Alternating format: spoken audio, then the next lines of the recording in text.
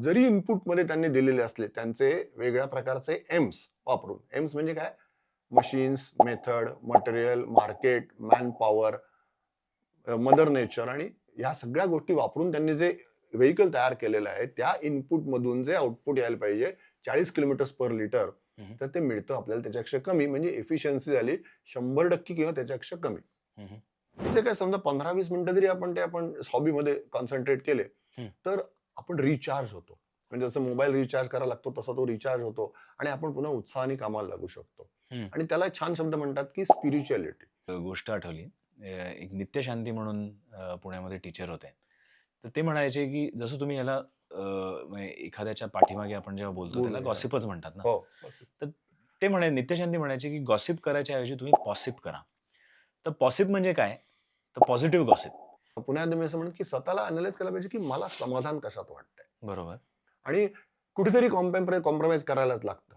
हं, हं. म्हणजे कधी-कधी पगार चांगला मिळत असतो, पण त्यासाठी तुम्हाला वर्क लाईफ बॅलन्स मधला घरी वेळ देता येत नसतो. हं, असं हं. कधीतरी होऊ शकत असतं. हं, हं. कधी-कधी तुमचा ट्रान्सपोर्टमध्ये येण्या-जाण्याचा वेळ खूप असतो आणि त्याच्यामुळे तुमचं एम्प्टी माइंड बराच वेळ असतं. हं, म्हणजे जरी पगार भरपूर असेल, गैरसैयासरी असेल, पण तेवढं ट्रॅव्हल टाईम आहे ना, तो इट मॅटर्स. हं, मग त्यासाठी तुम्हाला वेगळा विचार करायला लागतो. कदाचित तुम्हाला घर बदलायला लागेल किंवा अजून काही बदलायला लागेल. वेगळ्या-वेगळ्या गोष्टी करायला लागत असतील. अथर्व शिष्य हं, हं. त्याच्यामध्ये असं एक म्हटलेलं आहे, "अव पश्चात अव पुरस्तात, अव उत्तरात अव दक्षिणात हं, हं. अव चोर्ध्वात आणि अवाधरात तात." हं, हं. बघा विचार करून. जनरली पूर्व पश्चिम अशी आपण बोलताना भाषेमध्ये बोलत असतो. पूर्व पश्चिम दक्षिण उत्तर असं आपण दिशा म्हणतो. पण अथर्व शीर्षामध्ये पहिल्यांदा काय म्हटलंय? अहो पश्चात. हं, म्हणजे आधी मागे काय चुका केलेल्या आहेत त्या पहिल्यांदा जाणून घ्या हं. आणि त्यावर आधारित पुढची स्टेप घ्या. कार्यक्रम आहे, सण असतो. पूर्वीच्या काळी आपण सणाला सगळ्यांना एकत्र भेटायचो. हं. हल्ली काय आहे, वेगळी कारणं सांगितली जातात आणि आपण लग्नाला जात नाही, कार्यक्रमाला जात नाही, तिळगुळ द्यायला जात नाही. जाऊ दे काय होतंय, सोनं द्यायला जात नाही. अरे actually these are relationship building आहेत. हं. आता एक मी नाजूक वाक्य बोलतो, ते जरा थोडंसं न आवडणारं आहे. पण देवाने डॉक्टर नाही निर्माण केले. हं. देवाने वकील नाही निर्माण केले. देवाने चार्टर्ड अकाउंटंट नाही निर्माण केले. हे सगळे हं. आपण निर्माण केले. हं. 2026 ची 10 गोल लिहिली हं. आणि मी जगाला सांगितलं, की माझी सगळी अचीव्ह झाली म्हणून. हं. वाह! वाह! वाह! मस्त. अरे भारी तू एकदम काम केलंस. पण तुमचं तुम्हाला मनात कळत असतं, की अरे मी 10 गोल लिहिलेत, पण माझी 2च अचीव्ह कशीबशी झाली आहेत ते सुद्धा. नारायण मूर्तींचे ते विचार असतील. मी असं म्हणणार नाही, की ते बरोबर आहेत किंवा चूक आहेत. पण मी माझ्या दृष्टीने जर विचार केला, मी जेव्हा माझे गोल्स लिहीन, तेव्हा मी त्याप्रमाणे नाही करणार काम. हं. आणि it depends on every person.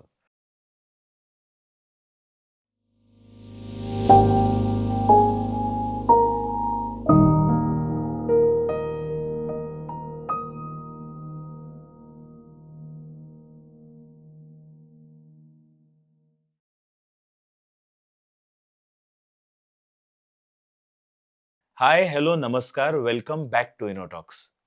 2026 मध्ये आपण सगळ्यांनी पदार्पण केलंच आहे. नवीन वर्ष सुरू झालं म्हणजे तुमचे गोल्स हे सेट झालेच असतील, नाही का? 5 किलो वजन कमी करायचंय किंवा नोकरी बदलायची आहे किंवा बॉसला पगारवाढसाठी मागे लागायचंय किंवा असे अनेक अमुक-तमुक गोल्स तुमच्याकडे असतील. पण हे जे गोल्स तुम्ही सेट केले आहेत, याचं खरं कारण काय आहे? याच्यावर कधी विचार केलाय का?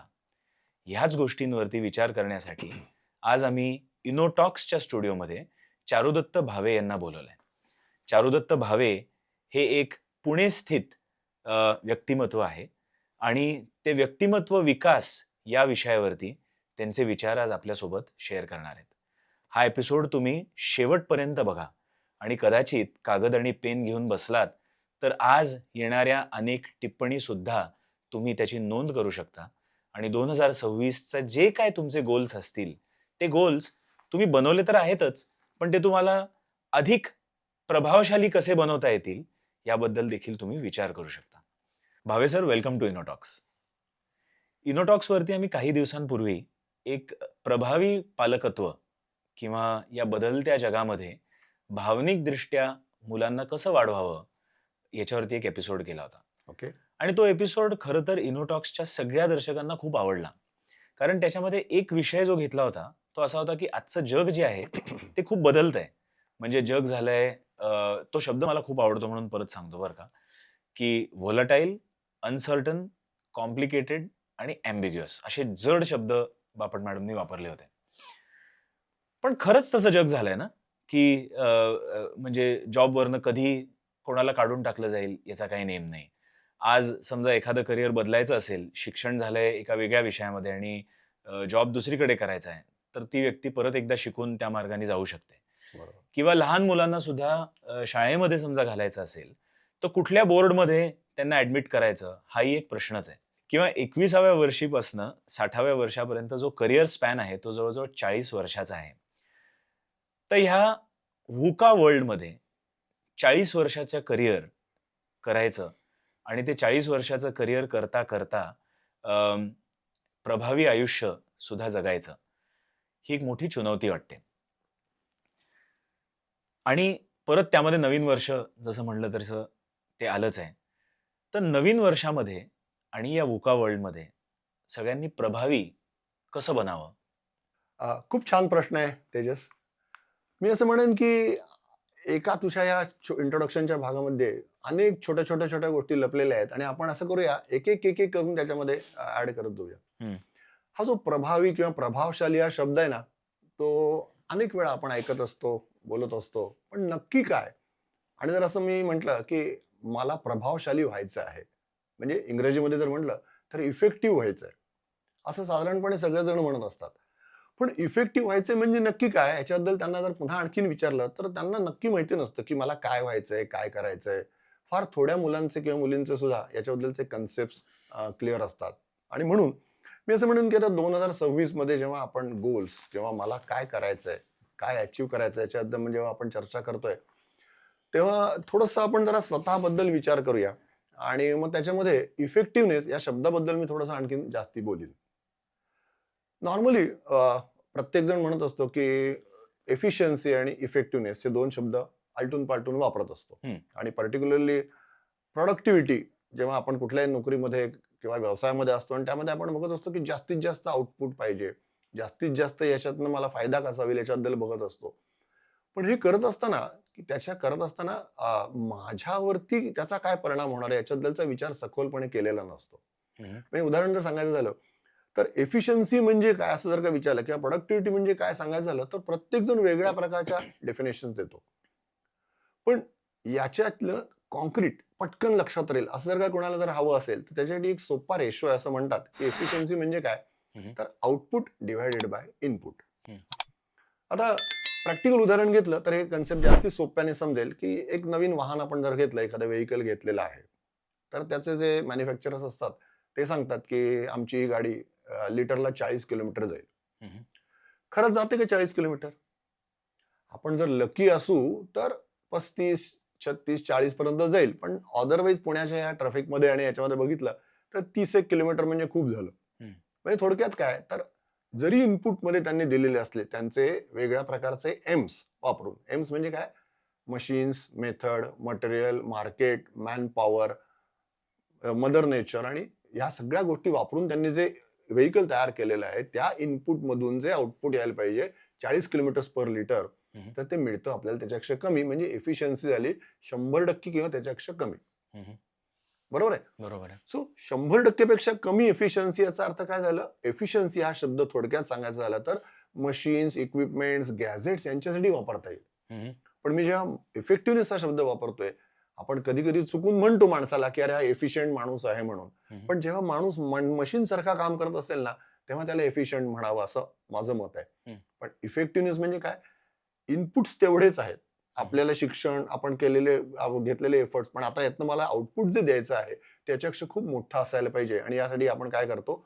वेगळ्या प्रकारचे स्किल्स डेव्हलप करतो, वेगळ्या प्रकारचं ज्ञान घेतो आणि मग त्याचं इम्प्लिमेंटेशन होणं ही खूप महत्त्वाची गोष्ट आहे. आणि ते जर झालं तर इफेक्टिव्हनेस हा 100, 200, 300, 400% सुद्धा होऊ शकतो. हं, आणि म्हणून तो तुमची सुरुवात जी झालेली आहे आपली, की मला परिणामकारक व्हायचं 2026 मध्ये. हं. तर ते जर व्हायचं असेल तर त्यासाठी मला काय करायला पाहिजे? हा गोल्स लिहिताना विचार करायला पाहिजे. गेल्या 30-40 वर्षात समजा बघितलं तर प्रभावी बनणं किंवा प्रोडक्टिव्हिटी मेजर करणं याची कदाचित जे टूल्स असतील किंवा त्याचे जे प्रोडक्टिव्हिटी मेजर करण्याची जी काय म्हणूयात त्याला पद्धती असते. पद्धती असतील, त्या बदलल्या असतील. कारण की मे मे बी समजा एखादा व्यक्ती ऑटोमोटिव्ह इंडस्ट्रीमध्ये काम करत असेल, तर एका तासामध्ये त्यांनी किती दारांना वेल्ड करून घेतलं असं तो त्यावेळेला त्यांचे सुपिरियर्स बघत असतील. बरोबर. पण जसं आपण कम्प्युटरच्या जगामध्ये आलो किंवा नवीन नवीन करिअर्स यायला लागली समोर, तर तेव्हा जी प्रोडक्टिव्हिटी मेजर करण्याची पद्धती होती ती खूप बदलत गेली. तर तुम्हाला असं जाणवतं का की गेल्या 20-30 वर्षामध्ये प्रोडक्टिव्हिटीची सुद्धा परिभाषा खूप बदलली गेली आहे? अ, पहिलं तर तू बोललास ते अतिशय बरोबर आहे, की प्रॉडक्टिव्हिटी ही आउटपुट किती हं, प्रॉडक्ट्स बाहेर काढले याच्यावरती मेनली पूर्वीच्या काळी मोजली जात असायची. पण हं, जसं-जसं बदलत चाललेलं आहे जग त्याप्रमाणे. पण प्रॉडक्टिव्हिटी हा शब्द जर का आपण माणसाला लावला, हं, तर प्रॉडक्टिव्हिटी म्हणजे माझी प्रॉडक्टिव्हिटी काय? तर एक्झाम्पल जर घ्यायचं झालं, काल मी एका माणसाशी समजावून देण्याचे काम करू शकत असायचो. नंतर मला 10 माणसांना मी समजावून सांगू शकतो. आज मी 100 लोकांना जर का एखादी गोष्ट समजावून सांगितली त्यांना कळते हं, आणि उद्याला मला जर का पब्लिक समोर बोलायचं जरी सांगितलं तरी सुद्धा मी आत्मविश्वासप्रमाणे बोलू शकतो. हं, म्हणजे इनडायरेक्टली काय झालं, माझी प्रॉडक्टिव्हिटी वाढत चाललेली आहे. हं, ती कशी मोजायची ह्याच्याबद्दल खूप मतं असतात. त्याच्याबद्दल आपण आता सखोल जायला नको डिटेलमध्ये. हं, पण ओव्हरऑल माझा आत्मविश्वास जेव्हा वाढायला लागतो, हं. तेव्हा माझी प्रॉडक्टिव्हिटी वाढत जाते. बरोबर. म्हणजे मला अ, अजिबात टेन्शन येत नाही कुठल्याही बाबतीत बोलायचं. अदरवाईज कोणाही समोर जाऊन गाणं म्हण म्हटलं, कोणा एखादं प्रेझेंट कर म्हटलं, की लगेच लोकांना भीती वाटते, थरथर कापतात किंवा हाताला घाम सुटतो वगैरे, वगैरे. तर या गोष्टी हळू-हळू, हळूहळू इम्प्रूव्ह होत जातात. म्हणजे तुम्हाला बोलवलं कधी तरी पुढे जाऊन तुम्ही पटकन बोलू शकता. मला असं बरोबर. वाटतं ही एक माणसाच्या इफेक्टिव्हनेस वाढण्यामधली प्रॉडक्टिव्हिटी आहे. हं, किंवा एखाद्या गोष्टी सांगताना त्याच टोनमध्ये जर सांगितल्या, हं, हं, तर कुठलाही माणूस समोरचा श्रोता असतो तो लगेच बोर होतोय असं म्हणेल.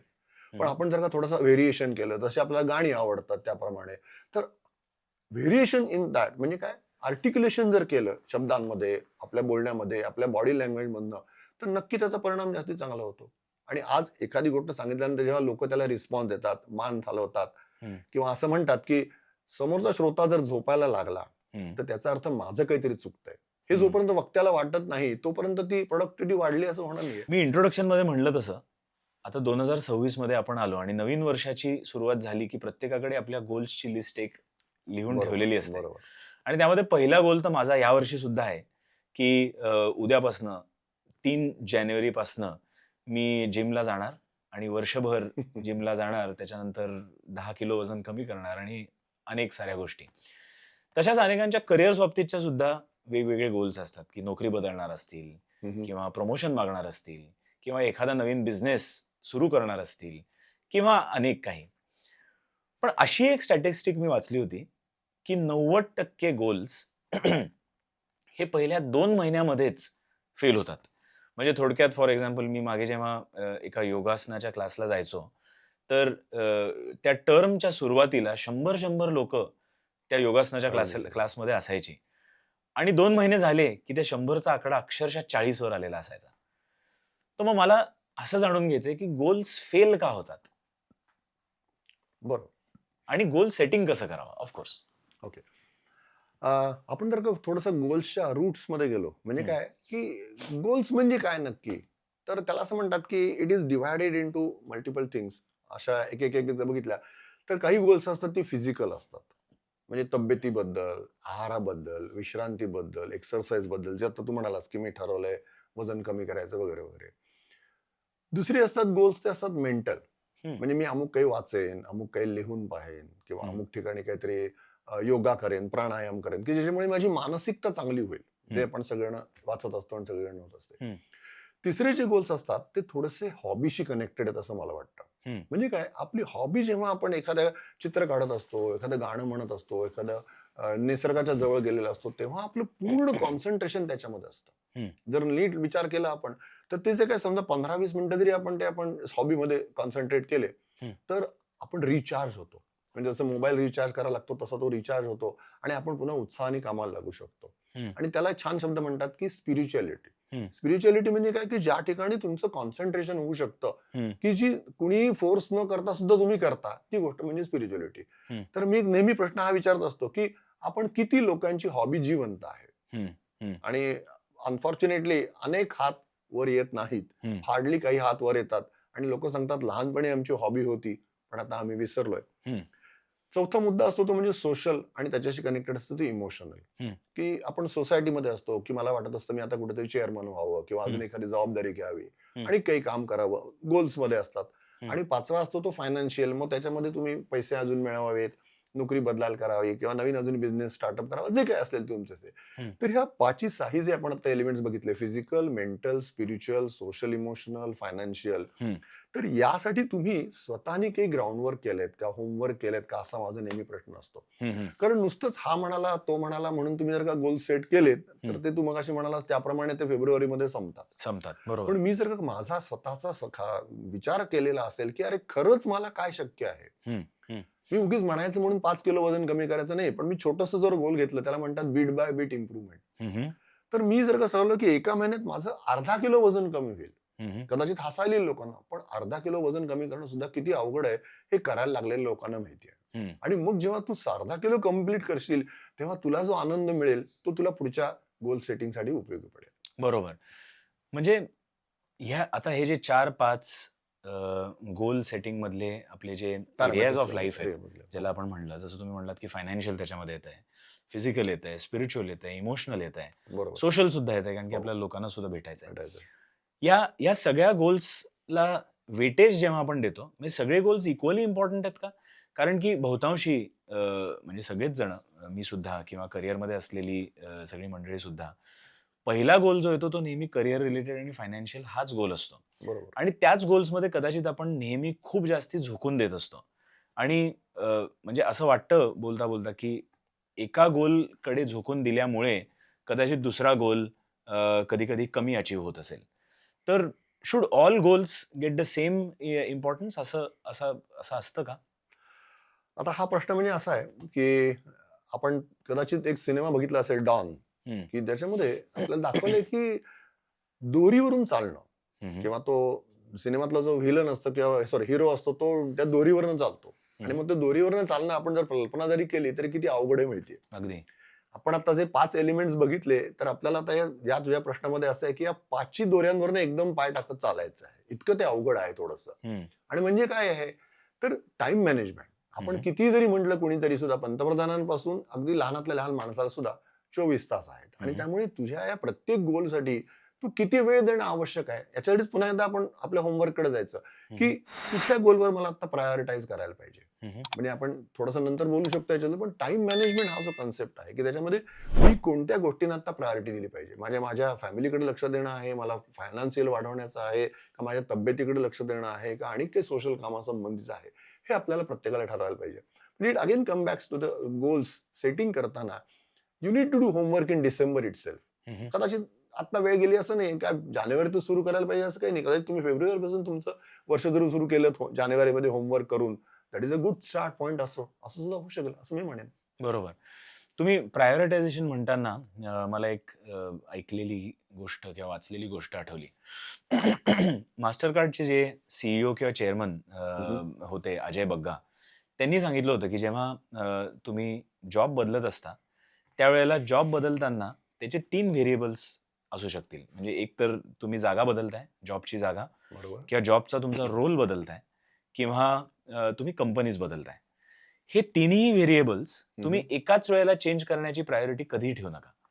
कारण की त्यांचं असं म्हणणं होतं की यापैकी एकच व्हेरिएबल जेव्हा तुम्ही चेंज कराल, प्रायोरिटी त्याची ठेवाल, तर तो निर्णय कदाचित सक्सेस होण्याचे चान्सेस कदाचित जास्ती असतील. बरोबर. आणि तुम्ही तिन्ही एकदम बदलले, म्हणजे नवीन कंपनी सुद्धा घेतली, रोल सुद्धा बदलला आणि सिटी पण बदलली, म्हणजे ठिकाण सुद्धा बदललं, तर कदाचित त्या नवीन एन्व्हायरमेंटला ऍडजस्ट होण्यासाठी वेळ लागू शकतो आणि म्हणून प्रायोरिटायझेशन वीक होईल. म्हणजे तुम्ही आता मगाशी जे 4 वर्तुळ सांगितले, 4 एरियाज सांगितले गोल सेटिंगचे, त्याच्यामध्ये असं जाणवलं की जिमचंच आपण उदाहरण घेतलं तर मी प्रत्येक दिवशीच जिमला जाणार हा समजा अट्टाहास धरला, तर कदाचित समजा खरी प्रायोरिटी दुसरी असेल, म्हणजे फायनान्शियल असेल किंवा सोशल इमोशनल असेल, तर ती प्रायोरिटी होऊ शकणार नाही, कारण की तुम्ही जिममध्ये जाण्यामध्येच वेळ घालवताय आणि त्याच्याने नैराश्य येऊ शकतं. आणि मग मे बी म्हणजे जे आपल्याला प्रभावी बनायचं आहे किंवा उपयोगी बनायचं आहे, प्रभावी बनायचं आहे, इफेक्टिव्ह बनायचं आहे, ते कदाचित होऊ शकत नाही. हे बरोबर आहे का, हे अंडरस्टँडिंग? बरोबर. आता तुझं एक्झाम्पल पण थोडंसं पुन्हा एकदा घेऊया.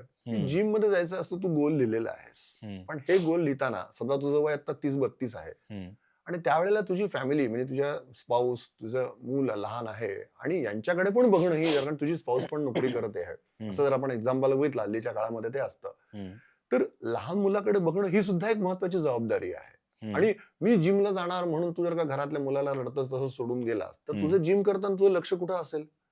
हो जिमवर बरोबर, घरी असेल असेल. का मूल रडत आहे का याच्यावरती असेल. Correct. So you need to decide की कशा टाईपचं गोल मी आता घेतलं पाहिजे. त्यामुळे 21 ते 60 आता जो स्पॅन म्हणाला त्यातल्या प्रत्येक वयाच्या ह्याच्याप्रमाणे आणि आपल्या असलेल्या जबाबदाऱ्यांच्या प्रमाणे आपण गोल डिसाईड करावे. पुन्हा एकदा माझ्या बरोबर. होमवर्ककडे मी नेहमी येत असतो की जी मंडळी रेग्युलर डायरी लिहित असतात ना, हम्म, डायरी लिहित असेल तर आपल्याला लक्षात येतं की अरे या माझ्या प्रायोरिटी आहेत. हम्म, मला अमुक करायचंय, घराचा हप्ताच असेल, मला गाडीचं असेल, मला सोशल काम करायचं असेल, मला कुटुंबासाठी हे करायचंय, मला स्वतःसाठी करायचंय. बऱ्याच गोष्टी असतात त्यातल्या लिहिलेल्या आणि त्यातलं मग आपण कुठल्या याला करायचं त्याला मग करायचं आणि मग टिक मार्क जर केली ना, डन. हम्म. तर स्वतःला एक शाबासकी शाबासकी मिळाल्यासारखं दिल्यासारखी वाटायचं. वाटते. आणि म्हणून मी छोटीशी एक गोष्ट करतो की झोपताना असं स्वतःला एक शाबासकी देतो हम्म. की अरे आज मी 10 गोष्टी ठरवलेल्या होत्या, 7 करू 7 शकलो, तरी झाल्या. शाबास, गुड असं म्हणून. कारण आपलं कौतुक दुसरा माणूस करेल अशी अपेक्षा ठेवली की अपेक्षा भंगाचं दुःख येतं. मग अगदी जवळची व्यक्ती असेल, आई वडील सुद्धा असतील, त्यांनी जर नाही कौतुक केलं ना हम्म, तर खूप दुःख होतं. Coming back to the points again to goals. Hmm. Goals मी ठरवलेली मी सक्सेसफुली कम्प्लीट केली ह्याच्यात मध्ये समाधान मिळणार आहे ना, त्याच्यासारखी अचिव्हमेंट कुठलीच नाही. आणि हम्म. त्यामुळे होमवर्क करावा असं मी पुन्हा एकदा एम्फसाइज करेन. पण मला असं वाटतं ह्याच्यामध्ये खरंच गाभ्यामध्ये शिरायचं असेल की गोल सेटिंग हा हम्म, खरं अगदी असा वरवरचा विषय नक्कीच नाहीये. कारण की आपण गोल सेट करतो, हम्म, पण त्याचं जे मोटिवेशन असतं, म्हणजे फॉर एक्झाम्पल आता एखादा जॉब बदलायचा आहे, याचं मोटिवेशन खरं काय असेल हम्म. हे पाहण्याची सुद्धा हो, गरज आहे. नक्की. आणि मला आत्ता तुमच्याशी बोलताना असं लक्षात येते की जेव्हा आपण पहिल्यांदा भेटलो होतो हम्म, त्यावेळेला तुम्ही 2 एक्सपेरिमेंट सांगितले होते किंवा 2 एक्झाम्पल्स दिली होती, ओके. जे तुम्ही तुमच्या कार्यशाळेमध्ये सुद्धा घेता, की समजा तुमचा रिटायरमेंटचा दिवस असेल आणि रिटायरमेंटच्या दिवशी बरोबर. आसपास असलेली लोकं तुमच्याबद्दल काय बोलत असतील? किंवा एक दुसरा आपण असाही बघितला होता, की समजा आज तुमचा पृथ्वीवरचा शेवटचा दिवस असेल आणि तुमची डेड बॉडी तिथे असेल, बरोबर. तर त्या डेड बॉडीच्या आसपास राहिलेली लोकं काय बोलत असतील?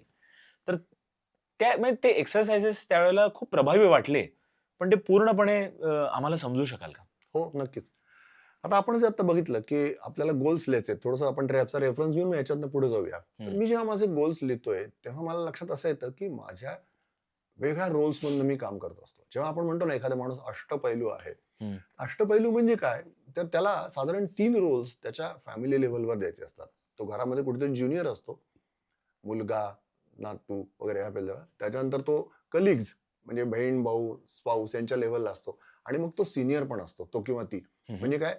आई-वडील या भूमिकेमध्ये जात असतो. So there are 3 roles that we play at our family level. हं, there are 3 roles that we play in the organization. मग हं, तुम्ही बिझनेसमध्ये असाल, नोकरीमध्ये असाल, कुठेही असाल, तरी सुद्धा तुम्ही कुठेतरी ज्युनियर असता, तुम्ही कुठेतरी कलीग असता आणि कुठेतरी तुम्ही बॉस असता किंवा हं, you are the decision makers वगैरे असे असतात. हं, आणि याशिवाय सोसायटीमध्ये पण आपण 1-2 छोटेसे रोल करत असतो. कुठल्या तरी याचे मेंबर असतो, कुठेतरी सेक्रेटरी असतो, चेअरपर्सन असतो किंवा कुठेतरी फुटबॉल लव्हर्स क्लब असेल किंवा सिनेगोर्स क्लब असेल, असं मेंबर असतो. So these are the 8 clubs, हं, sorry 8 role that we play. हं, आता रिटायरमेंटच्या दिवशी आता जो प्रश्न विचारला त्याच्याशी खूप छान कनेक्ट यायचा आहे की रिटायरमेंटच्या दिवशी माझ्याबद्दल लोकांनी काय बोलावं असं तुला वाटतं, असं जेव्हा प्रश्न विचारला जातो तेव्हा 100% लोक म्हणतात की माझ्याबद्दल लोकांनी चांगलंच म्हणावं. हं.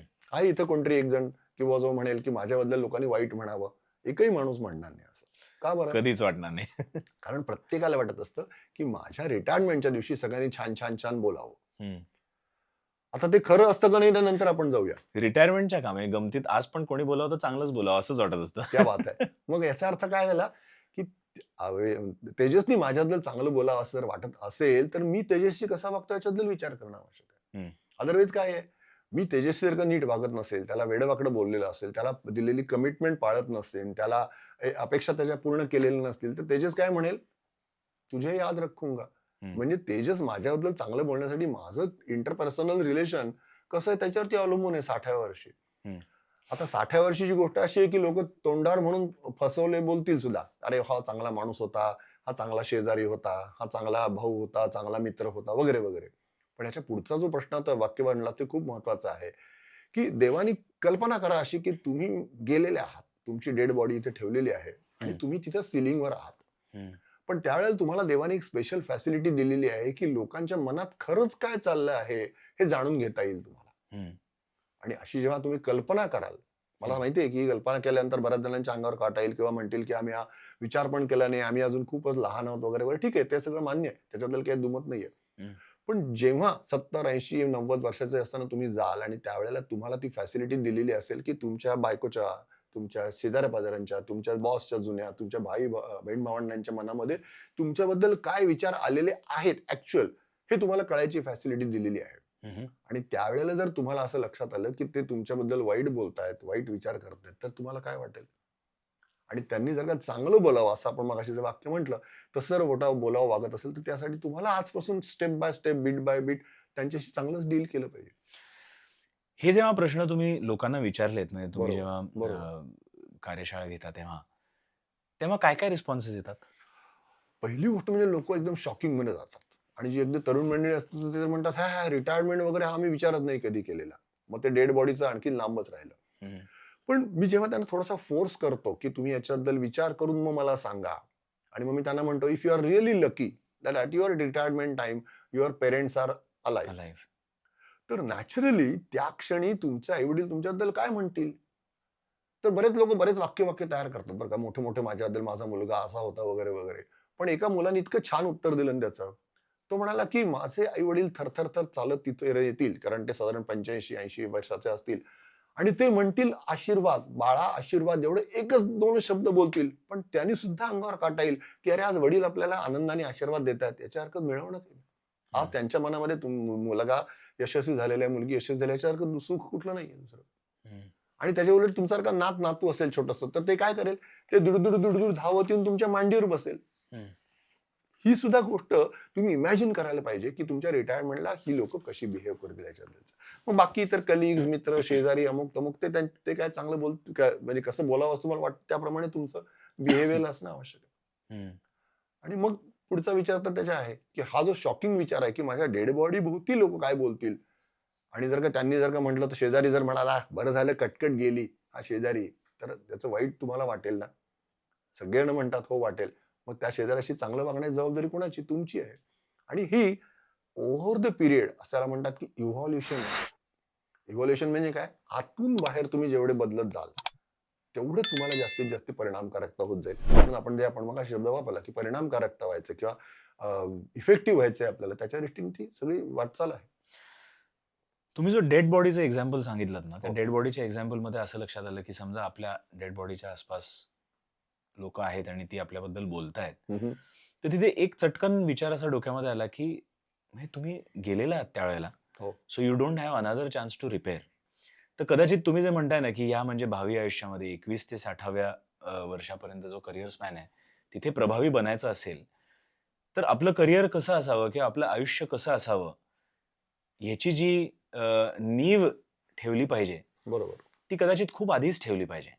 पण पण म्हणजे तुम्ही असं म्हणताय का, की आपण करिअरबद्दल विचार करताना इतक्या डीप जाऊन कधी हा विचार केला जातच नाही? मी असं म्हणेन की विचार केला जातो, पण जाणीवपूर्वक थोडासा केला जात नाही. म्हणजे मी एक उदाहरण सांगतो थोडंसं. त्याला असं म्हणतात की चांगलं वागणं. म्हणजे आता लोकांनी चांगलं म्हणावं याचा अर्थ काय? आपल्याला चांगलं व्हावं. त्यासाठी काय करायला पाहिजे? तर छोटीशी गोष्ट आहे. Do kindness. हं, हं. म्हणजे काय? While dealing with the people. म्हणजे तुम्हाला एखाद्याने पत्ता विचारला तर तो बरोबर सांगा. हं, किंवा एखाद्याला लिफ्ट देत असाल तर लिफ्ट बरोबर द्या. हं, किंवा एखाद्याला आणि काही मदत करा, आर्थिक मदत करून मदत करा. हं, चांगलं करणं म्हणजे काइंडनेस. आणि अनकाइंडनेस म्हणजे काय? म्हणजे तुम्ही 10 वेळा एखाद्या माणसाला लिफ्ट दिली म्हणून 11 वेळा तुम्ही माणसाला पाडू शकाल का गाडीवरून? नाही. हं, किंवा एखाद्याला पत्ता चुकीचा सांगून फसवलं तर काय होईल? तुमच्याबद्दलचा विश्वास जाईल. So the more you start doing good things with the people that will develop.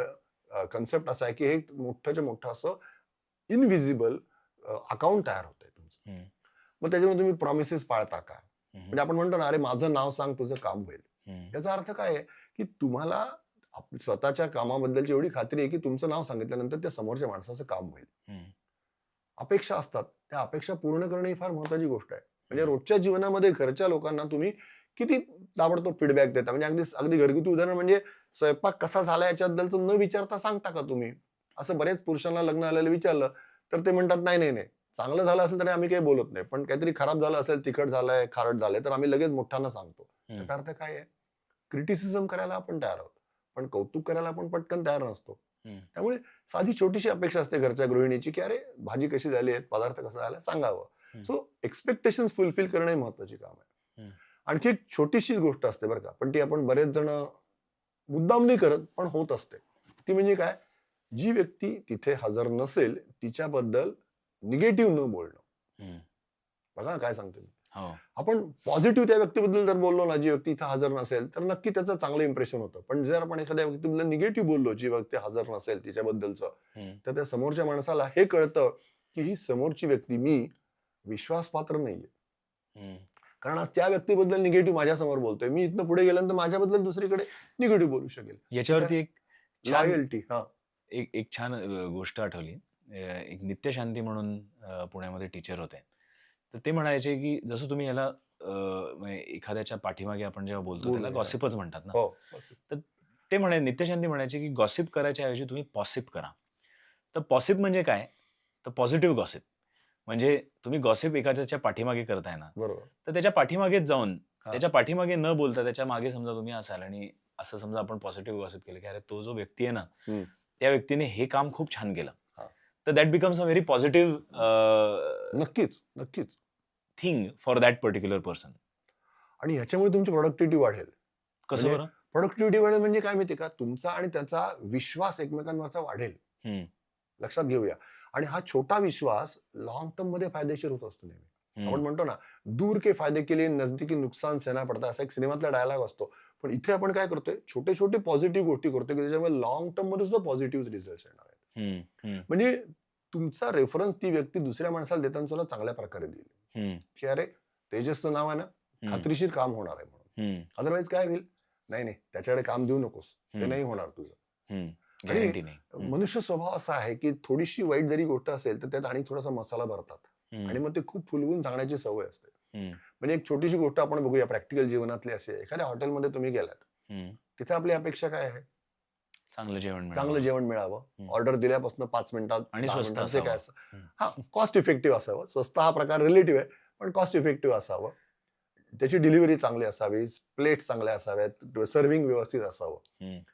आता या सगळ्याचा पार्किंग मध्ये लावलेली तुमची गाडी उचलून नेली याच्याशी काय संबंध आहे का? नाही. पण तुम्ही जर का रॉंग पार्किंग गाडी केलेली असेल आणि जेवण करून गेल्यानंतर बाहेर बघाल तर तुमची गाडी उचललेली आहे, तर अनुभव असा सांगतो की तुम्ही त्या हॉटेल बद्दलच्या निगेटिव्ह कॉमेंट्स करायला लागता. बघा तुम्ही विचार करून. म्हणजे काय होतं, त्या बाहेरच्या घडलेल्या इन्सिडेंट्सचा किंवा समजा चुकून अनफॉर्च्युनेटली एखाद्या तुमच्यातल्या लहान मुलाला ऍक्सिडेंट झाला त्या हॉटेलमध्ये, काहीतरी नीटने खुर्चीवर बसला, तुमचं लक्ष नव्हतं आणि ते मूल पडलं किंवा त्याला काहीतरी काटा टोचला त्याच्यामध्ये वगैरे वगैरे काय घडलेलं असेल, पण त्याचा इम्पॅक्ट हॉटेलच्या क्वालिटीशी होतो आणि तुम्ही इनडायरेक्टली त्याची पब्लिसिटी करताना असं करता, तिथे जाऊ नको, तिची क्वालिटी चांगली नसते. अनुभव वेगळाच आलेला असतो. पण असं अनुभवात म्हणतात की one satisfied customer tells to 2, 10, 50 people, but one dissatisfied customer tells to hundreds people. म्हणजे ती तुमची बॅड माउथ पब्लिसिटी खूप वाढत जाते. म्हणजे एखादी गोष्ट समजा आपण विचारपूर्वक करत नसलो कुठल्याही स्फिअर मध्ये, जसं आपण म्हणलो की 4 भाग आहेत, फिजिकल, सोशल, इमोशनल आणि फायनान्शियल, जे काय असेल, किंवा करिअरची आपण गोष्ट घेऊ. आता याच्याबद्दलच एक गोष्ट आज वाचलेली की एक कन्स्ट्रक्शन लेबरर असतो किंवा कन्स्ट्रक्शन करणारा मनुष्य असतो आणि त्यांनी 30-40 वर्ष एका कंपनीमध्ये काम केलं असतं आणि त्याचा बॉस सुद्धा बघत असतो की या व्यक्तीने खूप छान काम केलं असतं आणि त्याचा रिटायरमेंटचा दिवस येतो. तर रिटायरमेंटचा दिवस येतो, तो व्यक्ती त्याच्या बॉसला जाऊन म्हणतो की आता खूप झालं काम, मी रिटायर होतोय. तर ते बॉसनी त्याला बघितलं असतं की हा खूप छान पद्धतीने काम करत असतो, पण तो जो रिटायरमेंटला आलेला मनुष्य असतो तो खूप वैतागलेला असतो आणि आता संपूयात हे, असं त्याच्या मनामध्ये भावना आलेली असते. तर त्याचा बॉस त्याला म्हणतो की तू हे शेवटचं घर बांधून दे आणि मग तो निवृत्त हो. तर तो ते घर बांधायला घेतो आणि ते घर बांधतो. तिथे वर्कमनशिप ज्याला आपण म्हणतो ती चांगली नसते, काही खाचखळगे ठेवलेले असतात आणि अशा गोष्टी असतात. आणि ते घर जसं एकदम मजबूत बनायला पाहिजे तसं बनलेलं नसतं, हे त्याला माहिती असतं. आणि शेवटी गंमत अशी होते की त्याचा बॉस येतो शेवटच्या दिवशी घर पोझिशन आल्यावरती आणि म्हणतो की हे घर मी तुला देतोय, तू इतके वर्ष माझ्यासाठी काम केलं आणि हे this is my way of saying thank you. आणि त्यावेळेला त्याचा खूप पश्चाताप त्याला होतो की आपल्याला जेव्हा जो दिलेलं काम होतं किंवा ते आपण घाई गडबडीत केलं आणि तेच आपल्या वाट्याला आता येत आहे. म्हणजे गोल सेटिंगसाठी खूप डीप विचार करण्याची गरज आहे असं या एक्झाम्पल मधनं सुद्धा कदाचित हो, नक्कीच. दिसतं. म्हणजे ते एक छोटंसं वाक्य आपण म्हणायचं हे करू शकतो, की तूच आहेस तुझ्या जीवनाचा शिल्पकार. तर हम्म. शिल्पकार म्हणजे काय? तर आता याचं घराचं उदाहरण तू सांगितलंस त्याप्रमाणेच आहे, की मी माझं आयुष्य कसं घडवत जातो हे माझ्या हातातच आहे. बरोबर. म्हणजे मी व्यायाम रेग्युलर केला, मी खाण्यावर कंट्रोल ठेवला, अनावश्यक गोष्टी केल्या नाहीत हम्म. किंवा अभ्यास वेळच्या वेळी केला. हम्म. एक छोटंसं उदाहरण आपल्या रोजच्या जीवनातलं बघितलं, की बरेच जण परीक्षा आल्यानंतर एकदम अभ्यास करतात आणि मग 10, 12, 14 तास अभ्यास करतात आणि खूप वेळा आपण असं पाहतो, की उन्हाळ्याचे दिवस असतात, परीक्षा असतात आणि आजारी पडतात मुलं. बरोबर. पण सर्वांना जूनमध्ये शाळा सुरू झाल्यानंतर माहिती असतं, की वर्षभरानंतर आपली परीक्षा येणार आहे. सो छोट्या कंटिन्युअसली जर अभ्यासाची सवय जर ठेवली, हम्म. पुन्हा आता गोलकडे आलं म्हणजे एखाद्या विद्यार्थ्याचा गोल असेल, एखादा मास्टर्स डिग्री घ्यायची असलेला अभ्यास करते, थोडा रोज जर अभ्यास केला तर एकदम प्रेशर टेन्शन येत नाही. Hmm. So hmm. Again bit by bit improvement कडे जाण्याचा विचार थोडासा केला ना तर यश नक्की मिळतं. थेंबे थेंबे तळे साचे जसं म्हणतात तसं. हम्म. अदरवाईज आपलं काय होतं, गोल सेटिंग मध्ये एकदम मी मोठा अचीव्ह करण्याची जंप मारण्याचे विचार येतात हम्म. आणि मग ते एकदम फेल जातात. आणि हम्म. मग मगाशी तुझे म्हणाला ते फेब्रुवारीमध्ये गोल्स फेल होण्याचे चान्सेस खूप होतात. पण तुम्ही स्टीफन कोवे च्या 7 हॅबिट्स वरती सुद्धा हो. तुमचा खूप हा म्हणजे अभ्यास मी आहे आणि त्याच्यामध्ये एक ती हॅबिट अशी मी वाचली होती की begin with the end in mind. बरोबर. पण मग आता तुम्ही जे गोल सेटिंग बाबतीत म्हणालात की हो. एक एक शेवटचा जो गोल आहे हो. किंवा शेवटचे जे ध्येय आहे ते डोक्यात ठेवूनच आपण गोल करणार ना. म्हणजे समजा एखाद्याला 10 किलो कमी करायचं असेल किंवा करिअरमध्ये एखादी झेप घ्यायची असेल तर तो ते शेवटी जे त्याला खरंच बनायचंय ते विचार करूनच तो करणार. मग पण ते इनकरेक्ट गोल सेटिंग होऊ शकतं. मी तसं म्हणेन की 10 किलो हे कुठल्या बेसिसवर त्यांनी ठरवलं याच्याबद्दल हम्म. थोडासा विचार करणं आवश्यक आहे. हम्म. की व्हॉट इज स्टँडर्ड हम्म. हा प्रकार आहे. म्हणजे हम्म. प्रत्येकाची ध्येयष्टी वेगळी असते. हम्म. म्हणजे दुसऱ्याने एखाद्याने उदाहरणार्थ एखाद्या सिनेमातला एखादा नट असतो की तो त्या सिनेमासाठी म्हणून वजन इतकं वाढवतो आणि पुन्हा कमी करतो. हम्म. पण त्यासाठी त्याची जी एफर्ट्स घेण्याची क्षमता असते किंवा त्याला जेवढा तो वेळ देऊ शकत असतो हम्म. तेवढा मी देऊ शकेन का, हा पण विचार त्यांनी करायला पाहिजे. हम्म. आणि व्हाय 10 kg, व्हाय नॉट 12 kg और व्हाय नॉट 8 kg ह्याचा पण थोडासा विचार केला पाहिजे. म्हणजे पुन्हा एकदा असं म्हणेन की मी स्वतःचा अभ्यास करणं ही खूप महत्वाची गोष्ट आहे. गोल सेटिंग मध्ये अजून एक जे आपलं मगाशी डिस्कशन चाललं होतं तिथे असं होतं की एखाद्याला समजा गोल असा असेल की मला 10 लाख रुपये वाचवायचे आहेत यावर्षी. ओके. तर ते 10 लाख रुपये वाचवायचे त्याचा जो खरा म्हणजे 10 लाख रुपये का 10च का 20 का नाही 5 का नाही 2 का नाही 1 बरोबर का नाही. बरोबर. पण त्याचा जो समजा मूळ इमोशन त्याच्या खालचा असं असेल की ती व्यक्ती ते पैसे याकरता वाचवतीये की त्याच्यावरती असलेले जे डिपेंडंट्स आहेत त्यांना पुढच्या आयुष्यामध्ये कधीच प्रॉब्लेम येऊ नये. ते पैसे आता जमवलेले वाढतील आणि त्यामुळे प्रॉब्लेम येणार नाही. किंवा तसंच 10 किलो कमी करायचं असेल तर कदाचित एखाद्या पालकाचं असं इमोशनल त्याच्यामध्ये क्वोशंट असेल की माझी लहान मुलगी आहे, माझा लहान मुलगा आहे 4-5 वर्षाचा आणि त्याच्याबरोबर मला फक्त खेळता यावं म्हणून मला ती एनर्जी हवी म्हणून ते मला 10 किलो कमी करायचे. तर तुम्ही असं म्हणताय का की गोल सेटिंगमध्ये जो तो इमोशनल गाभा आहे तो क्लिअर असेल तर गोल सेटिंग जास्ती परफेक्ट होऊ शकतं. 10 किलो बद्दल थोडंसं मी असं म्हणेन की खरोखरीच 10 किलो कमी झालं तर काय होईल. म्हणजे एखाद्याचं वजन 70 किलो असेल ते 10 किलो कमी केलं आणि एखाद्या 100 किलो असेल तर 10 किलो कमी केलं. हा फरक आहे पुन्हा म्हणजे फरक पडतो. हा याच्यामध्ये खूप फरक पडेल. दुसरं असं की इमोशन्स म्हणजे अशा आहेत की त्या 10 किलो कमी केल्यानंतर त्याचा फिटनेस वाढेल आणि त्याच्याबद्दल त्यामुळे त्याला खाली बसता येईल किंवा मुलाबरोबर खेळता येईल वगैरे वगैरे आहे. पण 10 किलो कमी होण्यासाठी ओव्हरऑल जर त्यांनी स्टॅटिस्टिक्स बघितलं तर जे असं म्हणतात की जे रॅपिड कमी होतं ते टिकत नाही. बरोबर. असं ओव्हरऑल स्टॅटिस्टिक्स म्हणतात. मी काय त्यातला एक्सपर्ट नाहीये. आणि त्याच्यामध्ये म्हणतात त्यामुळे 10 किलो समजा कमी जरी झालं तरी ते पुन्हा जर जरा तरी खाण्यातला बदल झाला किंवा ते नॉर्म्स ते कंट्रोल करायचे जर पाळले नाही तर ते पुन्हा वाढू शकतं. बरोबर. सो म्हणून मी असं म्हणेन की प्रोग्रेस होईल अशा तऱ्हेने विचार करावा. म्हणजे आज म्हणतात 1 महिन्याला अर्धा किलो कमी झालं, 1 किलो कमी झालं, ठीक आहे, सक्सेस मिळाला. पुन्हा पुढे एफर्ट्स घ्यायला लागतील कारण जसं ते वजनाचा आकडा वाढत जाईल तसं ते एफर्ट्स वाढवायला लागतील त्याला. बरोबर. आता थोडंसं वेगळं एक्झाम्पल सांगतो म्हणजे तुला जास्ती हा मुद्दा असणार की जेव्हा ते कुस्तीसाठी म्हणून लोक वजन वाढवतात किंवा कमी करतात आणि जेव्हा बॉर्डर केसमध्ये असतात तेव्हा ते पर्टिक्युलरली हा विचार खूप करतात. मी 57 किलो आहे आणि मला 55 किलो वयोगटामध्ये काम करायचं तर त्यांना सुद्धा 2 किलो कमी करायला खूप वेळ लागतो असं म्हणतात. It requires lot of efforts, खूप एक्सरसाइज आणि खूप हे करून ते 55 येतात आणि ऐन वेळेला जर का ते पुन्हा त्या बॉर्डर करताना समजा जपानमध्ये वेईंग त्याचं केलं आणि ते 55.05 जरी आलं तरी ते रिजेक्ट करतात, इथपर्यंत जातं. So we have to take care about that. So let us not go into that कुस्ती आणि ह्याच्यामध्ये जायच्यापेक्षा आपल्या प्रॅक्टिकल ह्याच्यामध्ये काय आहे त्याचा विचार करून मग गोल सेट करावेत असं मी पुन्हा एकदा सल्ला देईन. बरोबर. म्हणजे करिअर्समध्ये समजा आपण ओव्हरऑल बघितलं तर कुठल्याही जॉबमध्ये एखादी व्यक्ती जेव्हा काम करते, हम्म. तेव्हा ती 10-10, 12-12 तास, 8-8, 9-9 तास आजकाल खूप हा. काम करून पूर्णपणे राबत असतात, झोकून म्हणजे देतात असं बरोबर. झोकून देतात. आणि at the end of the year असं आपण म्हणूयात, की जी सॅलरी रेज मिळते ती त्या कंपनीच्या परफॉर्मन्सप्रमाणे आणि त्यांच्या परफॉर्मन्सप्रमाणे मिळते सुद्धा बरोबर. मिळत असते. पण एखादा जॉब जरी चांगला असेल, पैसे जरी चांगले असतील, रेज जरी चांगला असेल, तरी कधी-कधी डिससॅटिस्फॅक्शन ज्याला आपण म्हणतो, ते खूप जास्ती असतं. हम्म. तर एक प्रश्न असा येतो ना, की म्हणजे एक गोल आपण करिअरचा घेतो, की जॉब मला स्विच करायचा आहे आणि तो चांगल्या अमुक कंपनीमध्ये स्विच करायचा आहे.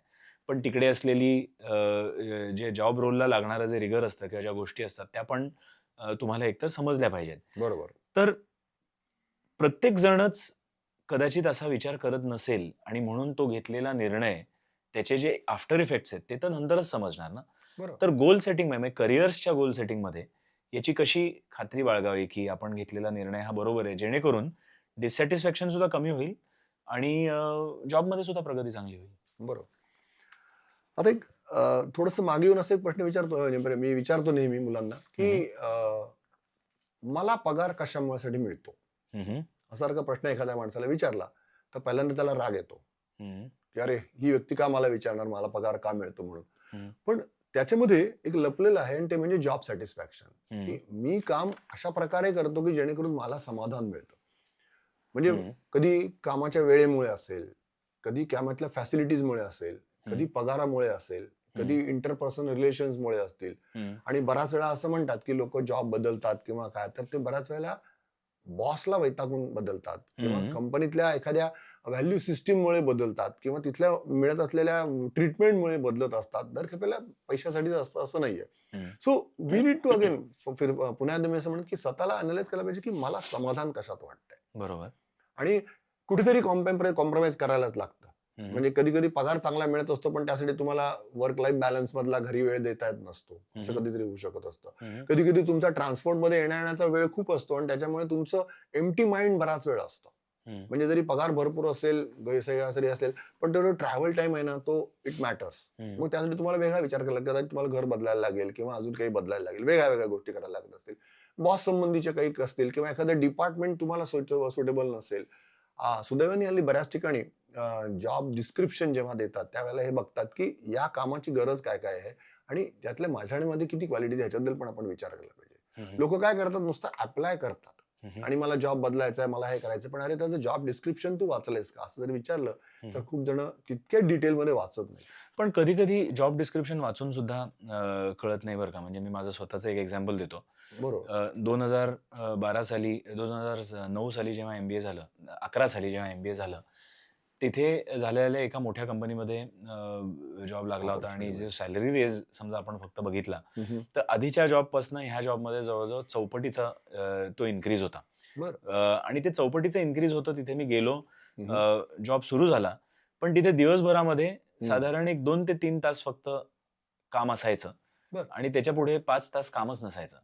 आणि काम नसल्याचं फ्रस्ट्रेशन ते मिळणाऱ्या सॅलरीपेक्षा खूप हम्म. जास्ती होतं. जास्त. बरोबर. पण कदाचित जॉब डिस्क्रिप्शन फक्त बघून ते समजलं नसतं.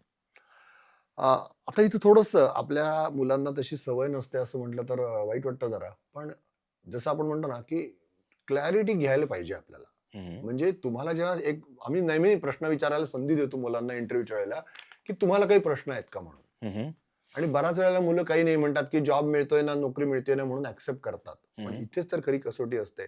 आणि जेव्हा आपण गोल लिहितोय तेव्हा पुन्हा एकदा विचार केला पाहिजे, की मी यातल्या कुठल्या याच्यासाठी फिट आहे.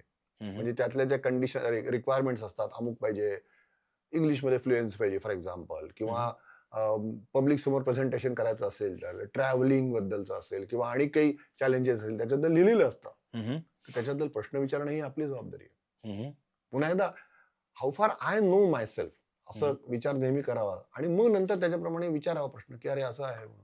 हं, म्हणजे आपल्या जुन्या पद्धतीमध्ये अरेंज मॅरेज असतं तेव्हा काही काही प्रश्न विचारायचे मुलीला किंवा मुलाला. हं, त्यामध्ये हीच गोष्ट असायची की जाणून घ्यायचंय आपल्याला एकमेकांना. लव्ह मॅरेजमध्ये हल्ली त्या गोष्टी ऑलरेडी नोन असतात एकमेकांना. हं, पण अरेंज मॅरेजमध्ये या गोष्टी विचारायचं की अमुक अमुक काय येतं, काय छंद आहेत, काय आवडतं, कुठे हे वगैरे वगैरे विचारायचं. तसे आपल्याला विचारायची संधी आहे. करिअरच्या बाबतीत सुद्धा करिअर असं विचारता विचारणार पाहिजे ना. येतीलच. आणि हम्म. आपण जर तोंड उघडलं नाही तर नंतर पश्चाताप होतो आणि मग म्हणतो की अरे नाही मला जॉब आवडत नाही, मला जमत नाही, मला सॅटिस्फॅक्शन नाही आणि मग सोडायचा विचार सुरू होतो. आमच्या पॉडकास्टवरती एक हम्म. लॉ ऑफ अट्रॅक्शन बद्दल बोलायला कल्याणी पै म्हणून आल्या होत्या. हम्म. आणि त्या काय म्हणाल्या की जे आपले 4 एरियाज ऑफ लाईफ आहेत, म्हणजे परत आपण बघितलं त्या physical, emotional, social, financial, spiritual, तर एखादी जरी यामधली बाजू समजा कमकुवत पडली हम्म. आपल्या चॉईसेसमुळे, किंवा असं म्हणू की आपल्या इनकरेक्ट गोल सेटिंगमुळे, आता आजच्या एपिसोडच्या अनुषंगाने, तर बाकीचे जे 2-3 पैलू आहेत ते सुद्धा अफेक्ट होऊ शकतात. म्हणजे लेटस से समजा हेल्थची काळजी घेतली नाही तर फायनान्शियल, स्पिरिच्युअल आणि तुमचं सोशल इमोशनल अफेक्ट होऊ शकतं. किंवा करिअरचा चॉईस समजा चुकीचा केला किंवा करिअरचा चॉईस आपल्याला आवडत नसेल आणि डिससॅटिस्फाईड आपण तिथे असू, तर आपलं सोशल इमोशनल म्हणजे घरच्यांशी, आई वडिलांशी, बायकोशी, पोराशी वगैरे जे आपलं इंटरॅक्शन आहे ते खरंच खूप बदलू शकतं. मग मगाचं करिअरचं एक्झाम्पल जे मी दिलं ना, तर तिथे असंच झालं होतं की मला आता तो आठवतोय ते दृश्य, की त्या फायनल राउंडमध्ये जेव्हा मी त्या रूममध्ये गेलो आणि तो एचआर तिथे बसला होता, तर द ओन्ली रिझन त्या एचआरला मी तिथे हो म्हणलं, त्याचं कारण असं होतं की त्यांनी लगेच स्क्रीन फिरवली, त्याच्यावरती सॅलरीचं सगळं वर्किंग दाखवलं आणि ती सॅलरी बघून मी इमिजिएटली त्याला हो म्हणलो, की ठीक आहे, तू देऊन टाक मला हा जॉब. पण ते जे डायनॅमिक होतं ना ते सिच्युएशन, म्हणजे त्या रूममध्ये गेल्यावर तो असं करणार आहे, हे अँटिसिपेट करणं खूप मुश्किल होतं. इवन दो जॉब डिस्क्रिप्शन चांगलं होतं, कंपनी खूप छान होती, तो जॉब पाहिजे असल्यासारखाच होता आणि तरी सुद्धा तो तो निर्णय कदाचित चुकला असं मी मागे वळून पाहतो जेव्हा तेव्हा म्हणतो. बरोबर. आता आपण तुझं एक्झाम्पल बघितलं आता, हम्म. तर एखादी पैशांच्या बाबतीमध्ये गोष्ट घडली म्हणून तू हो म्हणालास, पण त्यावेळेला तू बाकी इतर अस्पेक्टचा विचार केलास का? म्हणजे आता फॅमिली बद्दलचा विचार, समजा तुला लागणारा ट्रॅव्हलिंगचा वेळ आणि त्यामुळे तुझं घराकडे होणारं दुर्लक्ष, हो, त्यावेळेला त्यामुळे फॅमिली तुझ्या नव्हती, त्यामुळे ते सोपं होतं. फॅमिली आई वडील समजा एक आई आजारी, वडील, हा, तुझं असं नाही म्हणत कुणाचंही बरोबर, असेल, हो. समजा घरी कोणी आजारी आहे त्याबद्दलचं असेल, किंवा लहान मुलांच्या शाळाला सोडणं आणणं, त्यांचे क्लासेस या वगैरे गोष्टी असतील आणि या स्पाऊस पण नोकरी करत असेल आणि तुम्ही पण नोकरी करणार असाल आणि मग फक्त सॅलरीसाठी जर का तुम्ही तुमचा जॉब बदललात, हम्म, म्हणजे गोल सेटिंग मध्ये मला इतके पाहिजेत, हम्म, थोडंसं वेगळं एक्झाम्पल म्हणूनच सांगतो की जेव्हा पत्रिका बघतात लग्नाच्या वेळेला आणि त्यावेळेला असं म्हणतात की 50-50% जर का मॅचिंग असतील तर त्या चांगल्या असतात. हम्म, समजा तुमच्या मनासारखं 75% झालं तर दुसऱ्या पार्टनर जर का 25% झालं तर ते कुठेतरी मिसमॅच होतं. हम्म, आणि एक थोडंसं नाजूक पण जरा सेन्सिटिव्ह असं वाक्य मी असं म्हणेन ते याच्याशी संबंध नसलेला आहे. हम्म, पण आता सध्या जे आपण कोर्टामध्ये केसेस बघतो ना, हम्म, त्या मॅक्सिमम जवळच्या नात्यातल्याच जास्ती आहेत. 80 ते 85% केसेस त्या सगळ्यात जवळच्या नात्यांमधल्या आहेत. हम्म, आणि त्याचं काय आहे, समजावून न घेतलेल्यामुळे एकमेकांमुळे, भावाभावांमधले आहेत, वडील मुलगा आहे, आई मुलगा आहे, नवरा बायकोंच्यात तर खूप आहेत. कशामुळे घडतात तर एकमेकांना समजावून घेणं हे पण आवश्यक आहे. Hmm, coming back to the your point, financially चांगलं मिळते म्हणून तू जर का बाकी गोष्टींचा विचार केला नाहीस हम्म. तर मग it results into something different. But that happens letter.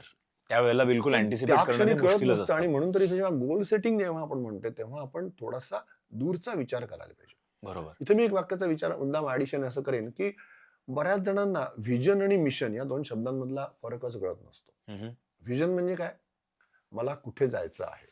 हम्म, 2026 जेव्हा मी माझं गोल सेट्स करतो याचा अर्थ मी पुढच्या 12 महिन्यांमध्ये मला 1, 2, 3, 4 अशा सगळ्या गोष्टी अचीव्ह करायचं आहे, हे माझं व्हिजन आहे असं आपण मानतोय. हम्म. पण व्हिजन ऑटोमॅटिक होईल का अचीव्ह? नाही होणार. त्यासाठी कदाचित मागे तुझ्या बघितल्याशिवाय होणारच नाही नाही ना. त्यासाठी तुझ्या मिशन्स म्हणजे हम्म. त्या ज्या स्टेप्स आहेत, मी फेब्रुवारी पर्यंत हे होईल, एप्रिल पर्यंत हे होईल, जून पर्यंत मी हे अचीव्ह करीन, असं जर का तू विचार केलेला असशील तर तू डिसेंबर एंड पर्यंत 26च्या नक्की म्हणू शकशील की मी हे अचीव्ह करू शकलो. हम्म. दुर्दैवाने मिशनच्या स्टेप्सच विचार केलेला नसतात. म्हणजे तिथे पोचायचंय कसं याच्याबद्दल विचार केला म्हणजे नसतो. Where I want to reach ह्याच्याबद्दल फक्त लिहिलं जातं, पण how I am going to achieve that ह्याच्याबद्दल विचार केला जात नाही आणि त्या हाऊ साठी होमवर्क पुन्हा एकदा आवश्यक आहे. हम्म. मी थोडंसं वेगळं एक्झाम्पल सांगतो की ज्याच्यामुळे कदाचित तुला आणखी एक वेगळा आस्पेक्ट त्याच्यामधला मिळेल आणि ते म्हणजे नोकरी आणि पगार हा प्रकार असतोच. आमच्या आयुष्यात घडलेली गोष्ट आहे त्याच्याबद्दल सांगतो की आम्ही जेव्हा नोकरीला लागलो तेव्हा बहुतेक सगळ्या कंपन्या रिटर्न टेस्ट घ्यायच्या, ग्रुप डिस्कशन घ्यायच्या, पर्सनल इंटरव्ह्यू घ्यायच्या, एक राऊंड दुसरी राऊंड असायची आणि मग सिलेक्शन व्हायचं. आणि everybody was use to that, म्हणजे everybody was conversant with that आणि was ready for that also. पण मी ज्या कंपनीमध्ये नोकरीला लागलो त्या ठिकाणी नाव विचारलं, सायकल चालवता येते का, जुना काळ आहे त्यामुळे सायकल चालवता येते का विचारलं, आणि मशीन्सवर काम करायला तयार आहेत का, असे 3 प्रश्न विचारले आणि आम्ही हो हो हो म्हटलं, कामाला लागा म्हणाले. आणि ही घटना घडली, त्याच्यापासून आमचा पगार सुरू झाला. बघता बघता 15 दिवस गेले, कारण आम्ही 16 तारखेला साधारण कंपनी जॉईन केली होती आणि त्यामुळे 30 तारखेला आमच्या हातामध्ये कॅश निम्म्या महिन्याचा पगार मिळाला. आम्ही अतिशय खुश झालो. पहिले मिळालेले पैसे स्वतःच्या कष्टाचे. आणि मग महिन्याभराचा एकदम पगार कसा मिळेल आणि त्यात काय काय खर्च करायचा आम्ही विचार करायला लागलो. आणि बघता बघता तो महिना संपला आणि आम्ही 50 जण त्या कंपनीमध्ये कामाला लागलेलो होतो. पण त्यांनी त्या शेवटच्या दिवशी 31 तारखेला सांगितलं की मित्रांना आमच्या सगळ्या बोलवलं एका, आणि त्यांनी सांगितलं की तुमच्या 50 फक्त 20 जण आम्ही सिलेक्ट केलेले आहेत, बाकी सगळ्यांना घरी जायला सांगितलं. आणि ते म्हणाले आज तुमचा इंटरव्ह्यू संपला. इतकं शॉकिंग झालं आम्हाला. अरे इंटरव्ह्यू संपला म्हणजे काय? ते म्हणाले आमचा 6 आठवडे तुमचा इंटरव्ह्यू चालू होता. आणि त्यांनी त्या ठिकाणी आम्हाला उत्तर जे सांगितलं ते खूप छान होतं, ते मी आयुष्यभर लक्षात ठेवलेलं आहे. ते म्हणाले CV असेल, तुमचा स्मार्ट चेहरा असेल, तुमचे घातलेले कपडे असतील, या बाहेरच्या गोष्टी आहेत, त्या चांगल्या असणं चांगले आवश्यकच आहे.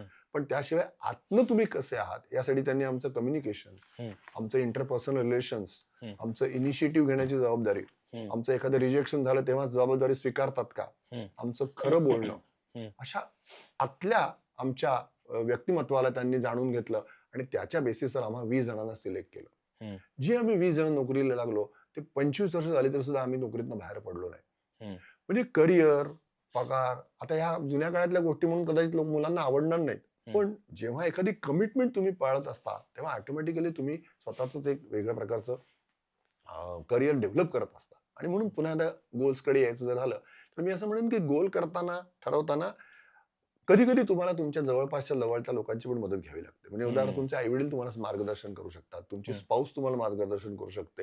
आणि म्हणून मी एक आता वेगळा रेफरन्स देणार आहे कदाचित, याचा संबंध डायरेक्टली आहे, पण कसा आहे ते आपण थोडंसं बघूया.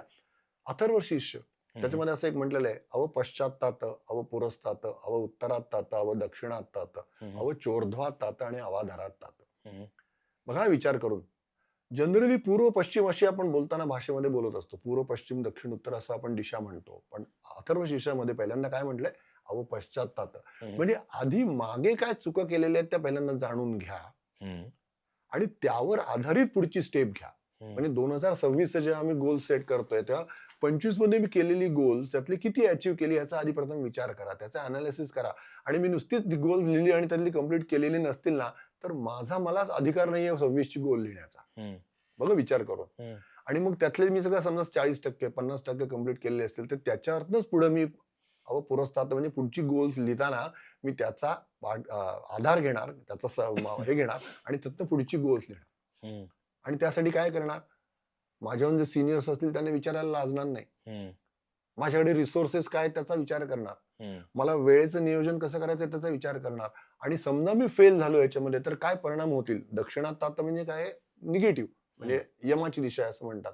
तर फेल झालो तर त्यातनं परिणाम काय होतील, म्हणजे मी एखादी नोकरी सोडून दुसरीकडे गेलो तिथं सक्सेसफुल झालो नाही तर मला परत इथे यायला लागलं तर काय होईल, ह्याचा पण विचार करणं आवश्यक आहे.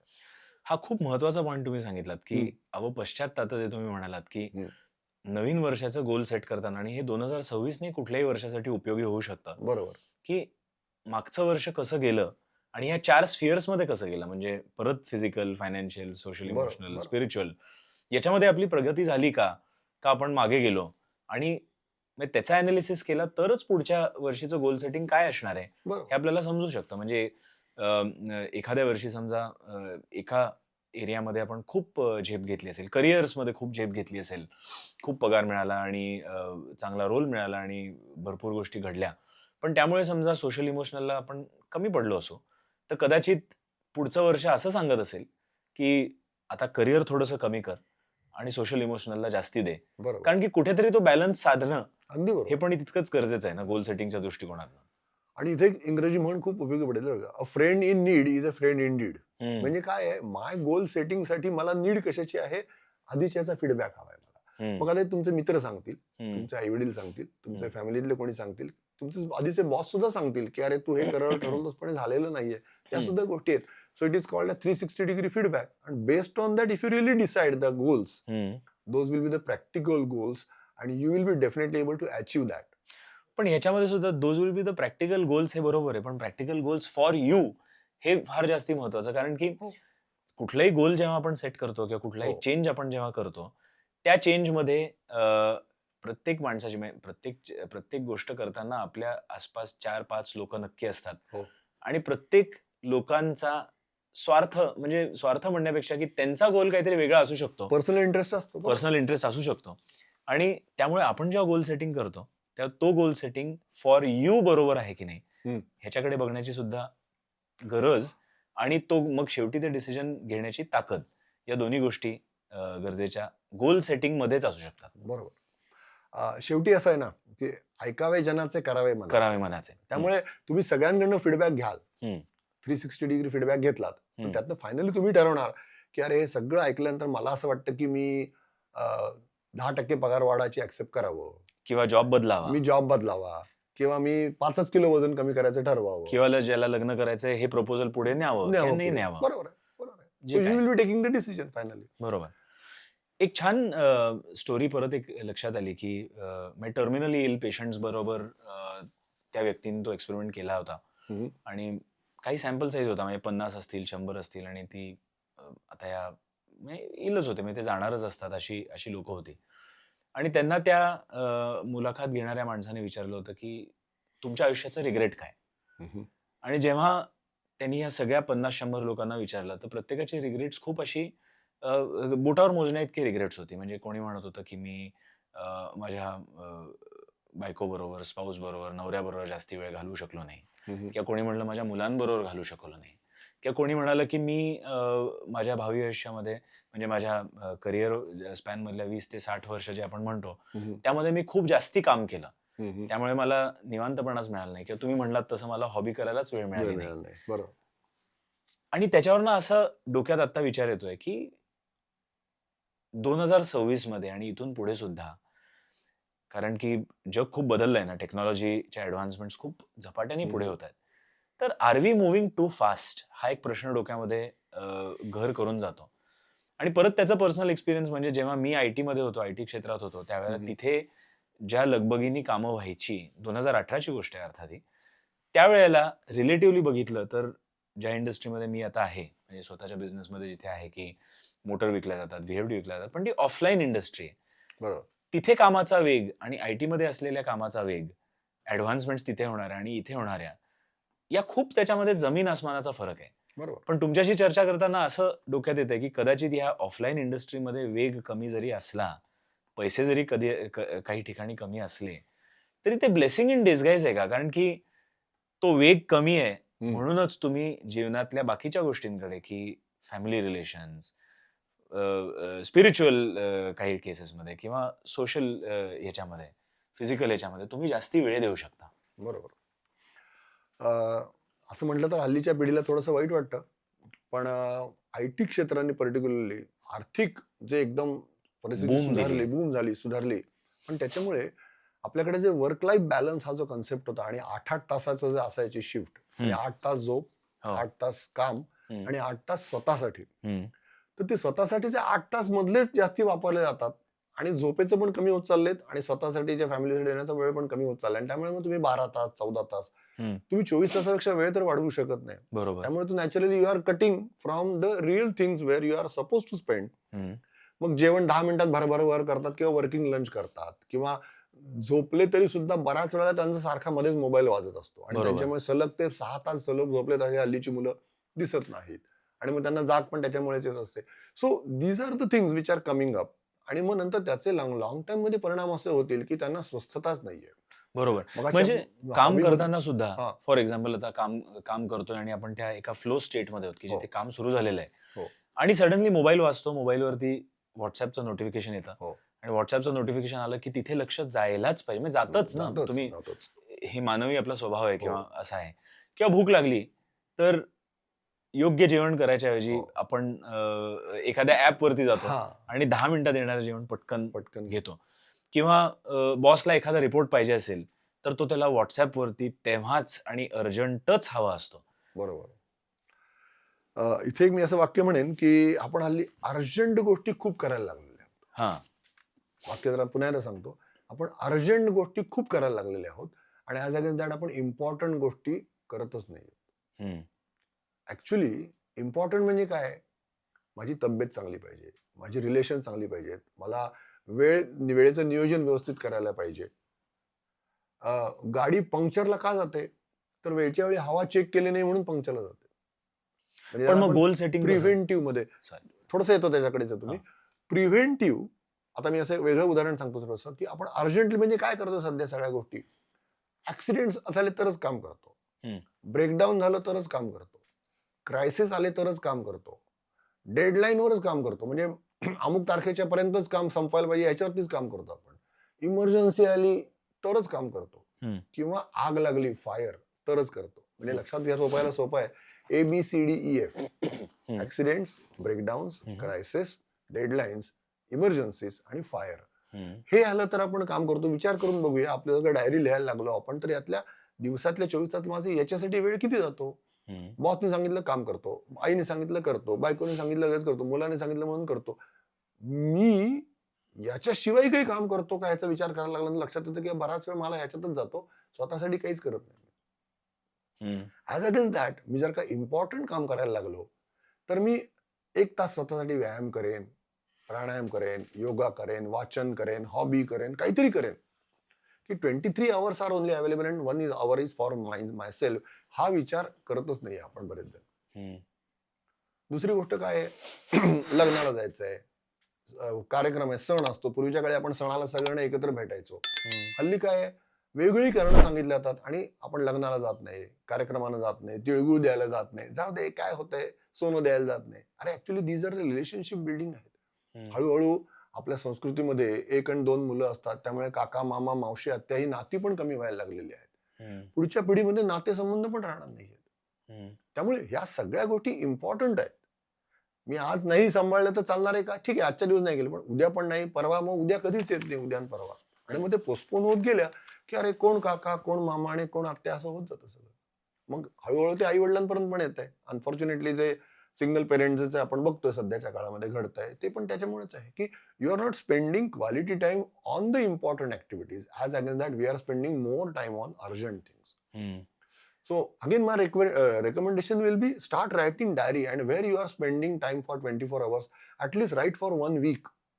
And you'll understand that 70-80% of my time I am spending on urgent, either for myself or somebody forcing me. बॉसने सांगितलं, यांनी सांगितलं, त्यांनी सांगितलं, त्यांच्या अर्जन्सीमुळे मी काम करतोय. आणि मग मला झोप किती मिळते? 5 तास. कसा बसा मी उठतो आणि जातो कामावर. पण तिथं मन असतं का माझं? नसतं. कारण माझ्या डोक्यामध्ये वेगळे इतरच विचार असतात. मी जेवतो का तरी नीट नाही जेवत. बसा बसा काहीतरी जेवतो, किंवा आता तू म्हणाला तसं काहीतरी ऑर्डर करून जेवतो. मग ज्या पैशांनी आपल्याला क्वालिटी फूड हवं, किंवा पोटासाठी आपण कष्ट करतो म्हणतो, त्या पोटासाठीच आपण वेळ देतच नाही ना वेळेच्या. आणि मग रोजचं वर्ग असं बाहेरचं काहीतरी खाल्लं तर पोटाचे विकार होतात, मग पुढे पुढे हेल्थ होत जाते. आता एक मी नाजूक वाक्य बोलतो, ते जरा थोडंसं न आवडणार आहे, पण देवाने डॉक्टर नाही निर्माण केले, देवाने वकील नाही निर्माण केले, देवाने चार्टर्ड अकाउंटंट नाही निर्माण केले, हे सगळे आपण निर्माण केले. आपण हेल्थ नीट ठेवली नाही म्हणून डॉक्टर जन्माला आले, आपण रिलेशन्स ठेवले नाहीत म्हणून वकील जन्माला आले, आपल्याला फायनान्शियल ह्याच्यामध्ये खूपच अजून अजून अजून अजून वाढत गेले म्हणून सीए आले. I am not against them, please understand. पण हे आपणच क्रिएट केलेली आहेत, तर त्यांच्यावरती किती फोकस, म्हणजे त्यांना किती हे द्यायचं, त्यांच्याकडे वारंवार जावं लागतं, याचा अर्थ काहीतरी चुकतंय असं तुम्हाला ऑटोमॅटिक इंडिकेशन येतं. म्हणजे तुमच्या डायरीमध्ये जर का 10 वेळा मी डॉक्टरकडे गेलो असं जर का आलं, तर तुम्हाला ऑटोमॅटिक कळेल की मी काहीतरी चुकतोय, कुठेतरी हेल्थकडे लक्ष देण्याची द्यायला गरज पाहिजे. असते. As simple as that. 2 वर्षांपूर्वी स्वित्झर्लंडला जाण्याचा योग एकदा आला होता, आणि तिकडे 5 वाजता समजा बघितलं, म्हणजे तिकडच्या लोकांची दिनचर्या समजा बघितली, तर साधारण 5 ते 5:30 वाजले की तिथे अंधार त्यावेळेला तरी लवकर होत होता. आणि जसा अंधार व्हायचा तसं तिकडची जी लोक आहेत ती कामं संपवून त्यांचं काय जे हेवरसॅक वगैरे सगळे घेऊन बॅगेवरती ते घरी जायचे. आणि मग तिथल्या गाईडला आम्ही विचारलं की का सगळेजण, संपलं सगळं, शहरात शुकशुकाट? तर त्यांनी सिंपल वाक्यात सांगितलं की संध्याकाळचे 5:30-6 झाले आणि घरी जाण्याची वेळ आली की ती सगळी लोक घरी जाऊन स्वतःच्या परिवाराबरोबर किंवा स्वतःच्या मित्रांबरोबर वेळ घालवतात. बरोबर. आणि मग पुढच्या दिवशी पुन्हा कामाला येतात. तर हे त्या गाईडनी सांगणं आणि त्यावेळेला आम्ही ते बघणं आणि मग ते अनुभवणं त्याच्याने, ते बघितल्यावरच असं वाटलं की अरे आपल्याला तर असा वेळच मिळत नाही. तर कदाचित तो सोशल इमोशनल गोल सेटिंगचा जो आपण म्हणतोय तो तिथे खूप महत्वाचा असावा. छोटंसं सिमिलर उदाहरण सांगतो आणि ज्याच्यामुळे आम्हाला मोठं असा म्हणजे धक्का बसला असा. आम्ही एक पार्टी अरेंज केली होती. नेहमीच असते हल्ली कुठल्या कॉर्पोरेटमध्ये असते त्याप्रमाणे होती आणि ती पार्टी साधारण 7 वाजता आम्ही ठेवली होती, जेवणाची पार्टी म्हणून. आणि आपल्याकडे इंडियन स्टँडर्ड टाईम असल्यामुळे 7 ला कोणीच हजर नव्हतं. फक्त हं.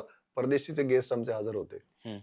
आणि 7:30 पावणे 8 पर्यंत लोकं आली. त्याच्यापुढे गप्पा-टप्पा आणि ड्रिंक्स आणि हे झाल्यानंतर जेवायला लोकं रात्री 9ला बसले. हं. त्या फॉरेनर एकाही माणसाने जेवण आमच्याबरोबर केलं नाही. हं. आणि त्यांनी दुसऱ्या दिवशी बरेच दिवस ते आमच्याकडे होते. त्यामुळे दुसऱ्या दिवशी त्यांनी स्पष्ट सांगितलं, "आम्ही तुमच्या बरोबर जेवायला येणार नाही" म्हणून. हं. म्हटलं, "का?" नाही म्हणाले, "आम्ही सूर्यास्तानंतर जेवत नाही." आणि हं. तो नियम इतका ते कटाक्षाने पाळतात, की ते 6 वाजता जेवतात म्हणजे जेवतात. हं. त्यामुळे ते दुसऱ्या दिवशी आमच्याबरोबर जेवायला आले नाहीत. त्यामुळे पुढच्या दिवशी आम्ही त्यांच्यावर जे डिनर जे ठेवलेलं होतं, वेगळ्या ग्रुप बरोबर होता. ते डिनर ठेवलं ते संध्याकाळी 6 वाजता ठेवलं आणि 7:30 जेव्हा आम्ही घरी गेलो, तेव्हा आमचे घरचे म्हणाले, "अरे, आज चुकलं झालं." कारण अदरवाईज आम्ही 10:30 आणि 11ला घरी जायचो. हो. तर ते एकदम इतक्या लवकर घरी आलो म्हटलं, "वाह! जेवण पण झालं." आणि त्यांनी इतकी आम्हाला चपराक म्हणतात तशी मारली. हं. अनफॉर्च्युनेटली असं प्रांजळपणे म्हणेन, की तितकं रेग्युलरली फॉलो होत नाही. हं. पण खरोखरीच जर का आपण म्हणतो सूर्यास्ताला जेवलो तर आपल्याला फायदेशीर आहे, तर आपल्याला का नाही जमत? पण मग आता नवीन वर्षाचे समजा आपण जसं आता करिअर आणि हो, हेल्थ अशा हेल्थ दोन्ही गोष्टी आपण बोललो. कारण की बोलली किती बरोबर. किती असं निगडीत आयुष्य आहे आपलं. म्हणजे एक हो. गोल बनवला, दुसरा बनवला नाही असं हं. होऊच शकत नाही. तर ह्या बाबतीत समजा गोल बनवायचा असेल, तर काय गोल बनवला पाहिजे? अ, आता ह्याच्यामध्ये थोडंसं उत्तर असं आहे, की आता आपले हल्लीचे जॉब जे आहेत, म्हणजे मी थोडंसं आता प्रॅक्टिकल ह्याच्यावर विचार करून सांगतो, की आय-टी कंपन्यांचे बरेचसे जॉब हे परदेशी लोकांबरोबर चालू असतात. हं. आणि ते आपण त्यांच्या कन्व्हिनियन्स प्रमाणे काम करत असतो. म्हणजे हं. आपण रात्री जागून आपल्या नाईटला सुद्धा काम करून त्यांच्याकडच्या दिवसा आपण काम करत असतो. हं. साधं उदाहरण घेतलं तर आपल्याला गरज आहे म्हणून आपण चालू ठेवतो. पण परदेशांमध्ये म्हणजे डेव्हलप कंट्रीजमध्ये रात्रीच्या वेळेला विमान उडत नाही. फक्त भारतातच उडतात. बरोबर. रात्री 11, 12, 1, 2, 3 पर्यंत किती वाजता आपल्या इथनं विमान उड्डाण होतात आणि त्यांच्याकडे दिवसा जाऊन पोहोचतो आपण. हं. एक हं. तरी परदेशातलं, अमेरिकेतलं आणि युरोपमधलं विमान उडतं का रात्रीच्या वेळेला? कधीही नाही उडत. हं. ते म्हणतात नाही आमच्या इथनं नियम म्हणजे नियम. त्याप्रमाणे ते पाळतात. हं. आपण जर उद्याला असं ठरवलं, की आमचं पण रात्री विमान उडणार नाही, तर आपल्यातलं इंटरकनेक्शनच होणार नाही. सो गोल डिसाईड करताना समजा मी ठरवलं रात्री मला 7 वाजता जेवायचं आहे. पण जरा रात्री 7 वाजता तिकडे माझं मीटिंगच असणार असेल, तर माझं जेवण होणार आहे का गोल? पण हा खरंच प्रॅक्टिकल आहे का? म्हणजे त्याचं रिझन विचारतो मी, की त्याचं नाही, नाही. मी का असं असं म्हणेन, की म्हणतोय ते? प्रत्येकाच्या जॉबप्रमाणे, कामाप्रमाणे, स्वरूपाप्रमाणे त्यांनी गोल्स ठरवावे असं मी म्हणेन त्याच्यातल्या बाबतीत. म्हणजे आपला देश समजा बघितला आणि आपल्या देशातली माणसं समजा बघितली, हो, तर आपला देश आता झपाट्याने ग्रोइंग देश आहे. म्हणजे हो. ग्रोइंग डेव्हलपिंग देश आहे, कंट्री. डेव्हलपिंग कंट्री आहे. त्यामुळे डेव्हलपिंग कंट्री असल्यामुळे आपल्याकडची लोकं सुद्धा जी आहेत, ते अनेक अपॉर्च्युनिटीज त्यांच्यासमोर आहेत आणि अनेक अपॉर्च्युनिटीज आणि असल्यामुळे जी फ्लेक्सिबल दिसेल पण आहे. अपॉर्च्युनिटी, हो, ती त्यांना घेण्याशिवाय पर्याय नाही. देअर बरोबर, इस नो अदर ऑप्शन. बरोबर. आणि दुसरी एक गोष्ट ही एक चांगली बाजू झाली आणि आपल्या देशाची दुसरी बाजू अशी झाली, की आपण खूप स्टेटस ड्रिव्हन अशी लोकं आहोत. हं, हं. म्हणजे नवीन समजा गाडी घेतली, आज 10 हं. लाखाची गाडी घेतली, तर छान वाटतं किंवा तो सक्सेसफुल झाला. उद्या 15 लाखाची घेतली, तर मी सक्सेसफुल झालो. बरोबर. आज मी घर घेतलं 2-3 कोटीचं, तर मी सक्सेसफुल झालो. तर आपला जो हा स्टेटस ड्रिव्हन जो स्वभाव आहे, कारण की आपल्या लग्नाच्या मार्केटमध्ये सुद्धा तसंच आहे ना, काही-काही ठिकाणी तर मुलगा एम-बी-ए आहे, म्हणून त्याचं स्टेटस जास्ती, फॉर एक्झाम्पल. तर अशा अनेक गोष्टी आपल्या या देशामध्ये आहेत. हो. तर आपण या स्टेटसच्या पाठीमागे जात असतो, हं, हं. म्हणून कदाचित आपण येणाऱ्या अपॉर्च्युनिटीज अशा घेत असतो, की जेणेकरून फायनान्शियल आपला जो पेहलू आहे, तो जास्तीत जास्त होत जाईल आणि मग म्हणून बाकीच्या सगळ्या गोष्टी कदाचित मागे पडतात. तर ते खरंच प्रॅक्टिकल आहे का? कारण की हे आपल्या अ, आपल्या देशाशी निगडीत हे स्पेसिफिक गोष्टी झाल्या. जसं तुम्ही म्हणालात तसं द वर्ल्ड इज फ्लॅट. हं. त्यामुळे आपण पाश्चात्य देशामध्ये असलेल्या लोकांसाठी काम करतो आणि तो कस्टमर असेल, हो. तर तर त्याच्या त्याप्रमाणे पद्धतीने वागायला काम करणं आपल्याला गरजेचंच आहे. तर मग प्रॅक्टिकली गोल कसा सेट करावा? स्टेटस हा प्रकार असा आहे ना, की खूप रिलेटिव्ह आहे. हं, हं. म्हणजे कसं आहे, की समाधान ही जर का गोष्ट असेल, तर मग त्या स्टेटसला येणारच नाही कुठेच. म्हणजे माझ्याकडे गाडी हवी इथपर्यंत गोल ठीक आहे. पण मला 10 लाखाची हवी, 25 लाखाची हवी का 1 कोटीची हवी, हे प्रत्येकाचा ज्याचा प्रश्न आहे. ज्याच्या संबंधित आहे. आणि त्या स्टेटसच्या मागे किती लागायचं? हे प्रत्येकाने ठरवायचं. त्याच्यासाठी वैयक्तिक कोणीच असं म्हणू शकणार नाही की तू हेच फायनल आहे असं म्हणून. सो आपण असं कोणाला डिक्टेट करू शकणार नाही आणि कोणी ऍक्सेप्ट पण करणार नाही त्याच्यापैकी की अमुक म्हणजे तुझं हे म्हणून. पण हे मी असं थोडंसं वेगळ्या प्रकारे म्हणेन की माझं मला जर का कळलं की मला कुठपर्यंत पुढे जायचंय तर ते नक्की अचीव्ह होऊ शकेल. म्हणजे मी इथं थांबणार, म्हणजे म्हणतात ना begin with end in mind, तो जो एंड मधला जो आहे ना की मला कुठे थांबायचं हे माझं जर का क्लिअर झालं ना तर ते नक्की कळेल. म्हणून तर ते आपल्याला तुकाराम महाराजांनी सांगितलेला अभंग तोच आहे की याच्यासाठी शेवटचा केला होता अट्टाहास, शेवटचा दिवस गोड व्हावा. शेवटचा दिवस म्हणजे की दरवेळेला मृत्यूच नकोय. तर हे प्रोजेक्ट संपताना मला काय अचीव्ह करायचंय हे इथपर्यंत जर का तुम्हाला क्लॅरिटी असेल, म्हणजे बाय 26 एंड मला काय अचीव्ह करायचं हे जर का तुमचं क्लॅरिटी असेल, मग तुमची गाडी आणणं एवढंच असेल गोल का 1 कोटीची गाडी येणं हे असेल, त्याप्रमाणे तुम्ही अचीव्ह करा. म्हणजे बाहेर काहीही जरी सुरू असलं तरी तुमचे गोल्स तुमचे क्लिअर असतील. म्हणजे यावं पश्चात आता परत तुम्ही म्हणलात तसं की मागच्या वर्षीचं बघून समजा तुम्ही तुमच्यासाठीचा गोल समजा डिसाईड करत असाल तर दॅट इज इनफ. मग फरकच पडायची गरज नाही की. आणि याच्यामध्ये एक छान असं वाक्य असं आहे की तुम्ही जगाला फसवू शकाल, पण अगर खुद की नजरों में गिर जाओगे तो उससे बड़ा नुकसान कोई नहीं है. म्हणजे मी 2026 ची 10 गोल लिहिली आणि मी जगाला सांगितलं की माझी सगळी अचीव्ह झाली म्हणून. वा वा वा मस्त, अरे भारी, तू एकदम काम केलं. पण तुमचं तुम्हाला मनात कळत असतं की अरे मी 10 गोल लिहिलेत पण माझी 2च अचीव्ह कशी बशी झाली ते सुद्धा. To whom you are cheating. गमतीचा भाग असा की प्रत्येकाला आज आपल्या देशामध्ये व्यवसाय आणि धंदा सुरू करणं खरंच सोपं झालंय. पण प्रत्येकाला धंदा किंवा व्यवसाय सुरू केला की स्टार्टअप कल्चर असल्यामुळे लेटेस्ट से की $1 बिलियन व्हॅल्युएशन पाहिजे असतं फॉर एक्झाम्पल. बरोबर. पण तिथे ते नेहमी तेच येतं ना की $1 बिलियन व्हॅल्युएशन तुझ्या कंपनीला तुला हवंय, पण $1 बिलियन पर्यंत पोचायला त्या मधल्या पायऱ्या आहेत ना, तिथे कुठे डायरेक्टली आपण पोहोचणार आहे. मग ते $1 बिलियन 10 वर्षामध्ये येणार का 5 वर्षामध्ये येणार, हे करण्यासाठी मग त्या 100 पायऱ्या असतील तिथपर्यंत त्या 1, 2, 3, 4 असंच वर जावं लागणार ना. म्हणजे तो गोल सेटिंग कदाचित मागच्या वर्षी 1 पायरी चढला असशील तर कदाचित या वर्षी मी अजून 2 पायऱ्या चढीन, म्हणजे मागच्या वर्षीपेक्षा जास्ती ग्रोथच करीन, हे म्हणणं कदाचित प्रॅक्टिकल जास्ती प्रॅक्टिकल आहे. म्हणजे उदाहरण घ्यायचं किंवा नाव घ्यायचं असं नाहीये, पण आपण जी मोठी मोठी नावं घेतो, उद्योगपती सक्सेसफुल झालेले आहेत, त्यांना जरी आपण आजचा प्रश्न विचारला ना की तुम्ही इतकं गोल सेटिंग केलं, तर ते म्हणतात नाही, आम्ही काम करत गेलो, त्याच्यात यश मिळत गेलं आणि त्यामुळे आमचं वाढत गेलं. तशा अपॉर्च्युनिटीज येत गेल्या, अपॉर्च्युनिटी मिळतात, तशी लोक भेटली. पण you have to work for that. बरोबर. कसं? विचारपूर्वक, माझ्या क्षमता जाणून घेऊन. म्हणजे मी उद्याला एकदम डायरेक्ट जर का 100 किलोचे वजन उचलायला गेलो तर जमणार नाही मला. माझी क्षमता किती आहे मी विचारून गेलो पाहिजे. मला 10 पोळ्या खा म्हणतात तर मी नाही खाऊ शकणार. माझी क्षमता किती आहे माझं मला कळलं पाहिजे. म्हणजे इतका डिस्कनेक्ट. आता तुम्ही हे बोलल्यावर खरंच लक्षात आलं की our goals are set on a 2D world, पण 2D म्हणजे पेपर, पण we are living it in a 3D world, जिथे लोक आहेत, अपॉर्च्युनिटीज आहेत आणि अनेक गोष्टी आहेत. थोडंसं पुढे जाऊन आपण 20 ते 60 किंवा 21 ते 60 अशी तो पूर्ण करिअर स्पॅन बघितला, म्हणून समजा आपण साधारण 10 ते 15 वर्षांचे टप्पे बघितले, तर त्या टप्प्यामध्ये असलेल्या लोकांनी कसा विचार करावा आणि कसं गोल सेटिंग करावं ह्याच्याविषयी बोलूयात. तर 20 ते 30 हा समजा 10 वर्षाचा टप्पा बघितला, जिथे फाउंडेशन इयर्स असतात आणि त्या फाउंडेशन इयर्स मध्ये खरं चुका करायची मुभा असते, एक्सपेरिमेंट करण्याची मुभा असते आणि म्हणजे तुमचा कंपॉस हा खरं सेटच होत असतो. बरोबर. तर त्या वयामध्ये तुमचे गोल्स कसे असावेत?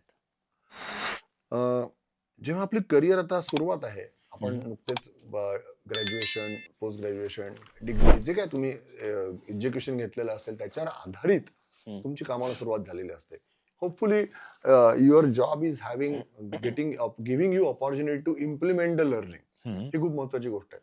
अदरवाईज जर का मिसमॅच असेल तर मग एकदम गाडी नीट रुळावर जाऊ शकत नाही. पण forget about that. Hopefully that yes, whatever you have learned, whatever you have achieved, whatever you want to implement, and you are getting opportunity for that, असं आपण होपफुली धरूया. तर 20 ते 30 वर्षामध्ये काय आहे, तर तुम्हाला स्वतःला प्रूव्ह करायचं आहे. करिअरमध्ये, जॉबमध्ये, बिझनेसमध्ये, नोकरीमध्ये, कुठे जे असेल तुम्हाला प्रूव्ह करायचं आहे. आणि त्यासाठी तुम्हाला फिजिकल एफर्ट्स, पूर्ण तुमची कमिटमेंट त्याच्यामध्ये आणि या प्रकारच्या गोष्टी जास्ती कराव्या लागतील. किंवा काही वेळेला नवीन शिकायचं पण त्याच वेळेला बरोबर होऊ शकतं, नवीन काहीतरी टेक्निकल शिक्षण झालेलं नसतं. बरोबर, ते सुद्धा त्यासाठी तुमची तयारी पाहिजे. म्हणजे तुम्हाला समजा ट्रेनिंगसाठी कुठेतरी परदेशी पाठवलं किंवा हम्म. दुसऱ्या गावाला जाऊन पाठवलं, तिथे राहायला सांगितलं, तिथं रोजच्या सगळ्या तुमच्या गरजा भागवणाऱ्या गोष्टी कदाचित नसतील, हम्म. पण तुमचं शिक्षणाला महत्व जर असेल की ज्याच्यामुळे तुमचं पुढचं आयुष्य चांगलं होणार असेल, तर you have to give focus on that. आणि थोड्याशा डिससॅटिस्फॅक्शन किंवा डिस्कम्फर्ट असतील ते ऍक्सेप्ट करून जगायला पाहिजे. म्हणजे त्यावेळेला समजा आपण त्या 4 ह्याच्यात बघितलं, फिजिकल, इमोशनल, हा. फायनान्शियल, स्पिरिच्युअल, तर तिकडे तो करिअर्सचा बेसिकली गोल जो हो. आहे म्हणजे मी असं म्हणेन की त्याच्यामध्ये तुम्हाला याचा किंवा समन्वय फायनान्शियल जो आहे तो फायनान्शियल जास्ती याच्याकडे तिथे. जायचं, लर्निंग फेज आहे तुमची. हम्म. लर्निंग झाल्यानंतर ती तुमची इम्प्लिमेंटेशन होत जाते. 30च्या पुढे तुम्हाला हळूहळू ते सगळं तुम्हाला स्टेबल होत असता तुम्ही, आणि त्याच्यानंतर तुम्ही प्रॅक्टिकल इम्प्लिमेंटेशन असतं. सो नॉर्मलायझिंग होत असतं.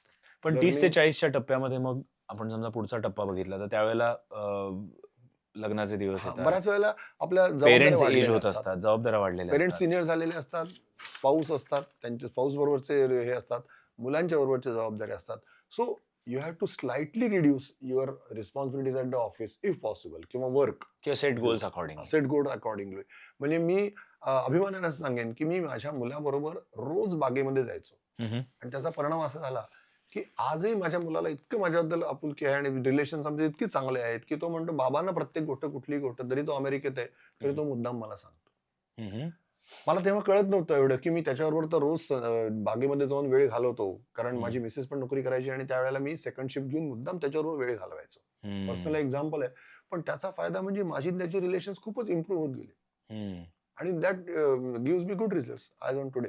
असं आहे. सो मी माझी प्रायोरिटी नोकरीमधलं प्रमोशन घेतलं नाही, पण मी सेकंड शिफ्ट कायम घेऊन क्वालिटी टाइम फॅमिली बरोबर द्यायला लागलो. ते जेव्हा इंडिपेंडंट झालं, कारण त्यांचं लहानपण पुन्हा येणार नसतं. असं आपण काय म्हणतो की मुलांबरोबर लहानपणी जे घालवता आपण वेळ घालवला, ते पुन्हा मोठे एकदा झाले की त्यांना पंख फुटले की ते पुन्हा आपल्या जवळ येत नाहीत. आज मला मुलगा कधीतरी 6 महिन्यांना सुद्धा भेटतो, पण ते जे डेव्हलप झालेले रिलेशन्स आहेत ते कायम कमी येतात. पण परत 30 ते 40 मध्ये मधल्या लोकांसाठी किंवा 21 ते 40 मधल्या लोकांसाठीच कदाचित नारायण मूर्तींनी बोललेलं हो. असेल. ते म्हणतात की 80 ते 90 तास किंवा 90 ते 100 तास तुम्ही काम केलंच पाहिजे. पण that goes against what you are saying. Narayan मूर्तींचे ते विचार असतील. मी असं म्हणणार नाही की ते बरोबर आहेत किंवा चूक आहेत, पण मी माझ्या रीतीने जर विचार केला, मी जेव्हा माझे गोल्स लिहिन तेव्हा मी त्याप्रमाणे नाही करणार काम. आणि डिपेंड्स ऑन एव्हरी पर्सन. म्हणजे समजा का घरी माझ्याकडे 4 नोकर चाकर आहेत, माझ्या घरच्यांच्याकडे काळजी घ्यायला आहे, लहान मुलाला सांभाळायला आहेत, कोणा हे नाहीये, तर मी कदाचित देऊ शकेन, किंवा त्यांची प्रायोरिटी त्याप्रमाणे बिझनेस ग्रोथसाठी असेल म्हणून ते देतील. पण नारायण मूर्ती किती आहेत? हाताच्या बोटावर मोजण्या इतकेच आहेत. खरोखरीच जर का 80% काम जर का कामासाठी वेळ जर दिला, तर मग लॉंग टर्म मध्ये काही काही लोकांना तब्येतीची आणखीन प्रॉब्लेम सुरू होतात, किंवा घरचे रिलेशन स्पॉइल होत जातात, असं पण आपण बघितलं. किंवा खूप पैसा मिळाल्यानंतर आपण जे म्हणतो वेगळ्या प्रकारची व्यसनं किंवा इतर काही गोष्टी लागण्याचे चान्सेस असतात, ते पण वाढत जातात, असं थोडंसं म्हणता येईल. So I am not denying what he is saying, but I am not agreeing with what he is saying. म्हणजे begin with an end in mind जो. हा, म्हणजे माझ्या दृष्टीने जे मला सेट करायचं त्याप्रमाणे मी ठरवणार. तुझ्या दृष्टीने जे असेल ते करेल, दुसरा व्यक्ती कोणी असेल त्याप्रमाणे ते ठरवतील. बरोबर. What Narayana Murthy says is right for him. For him. म्हणजे त्यांच्या कंपनीसाठी ते असेल योग्य. बरोबर. I don't deny that. आता 30 ते 40 झालं, 40 ते 50 या समजा याच्यामध्ये आपण गेलो, वयामध्ये गेलो, तर म्हणजे मी एक जनरल बघितलंय की 40 ते 50व्या वर्षीमध्ये समजा तुम्ही जॉबमध्ये असाल, तर आजकालच्या याच्यामध्ये नवीन लोक आलेली असतात, आणि ते नवीन नॉलेज घेऊन आलेली असतात. हो. आणि बहुतांशी असं होतं की साधारण 40 टू 45 या फेजमध्ये एखादा ले ऑफ किंवा जॉब जाणं हे खूप कॉमनली व्हायला लागलंय आता. बरोबर. पण मग त्यावेळेला गोल्स कसे बदलावेत? त्यावेळेला गोल सेटिंग कसं व्हावं?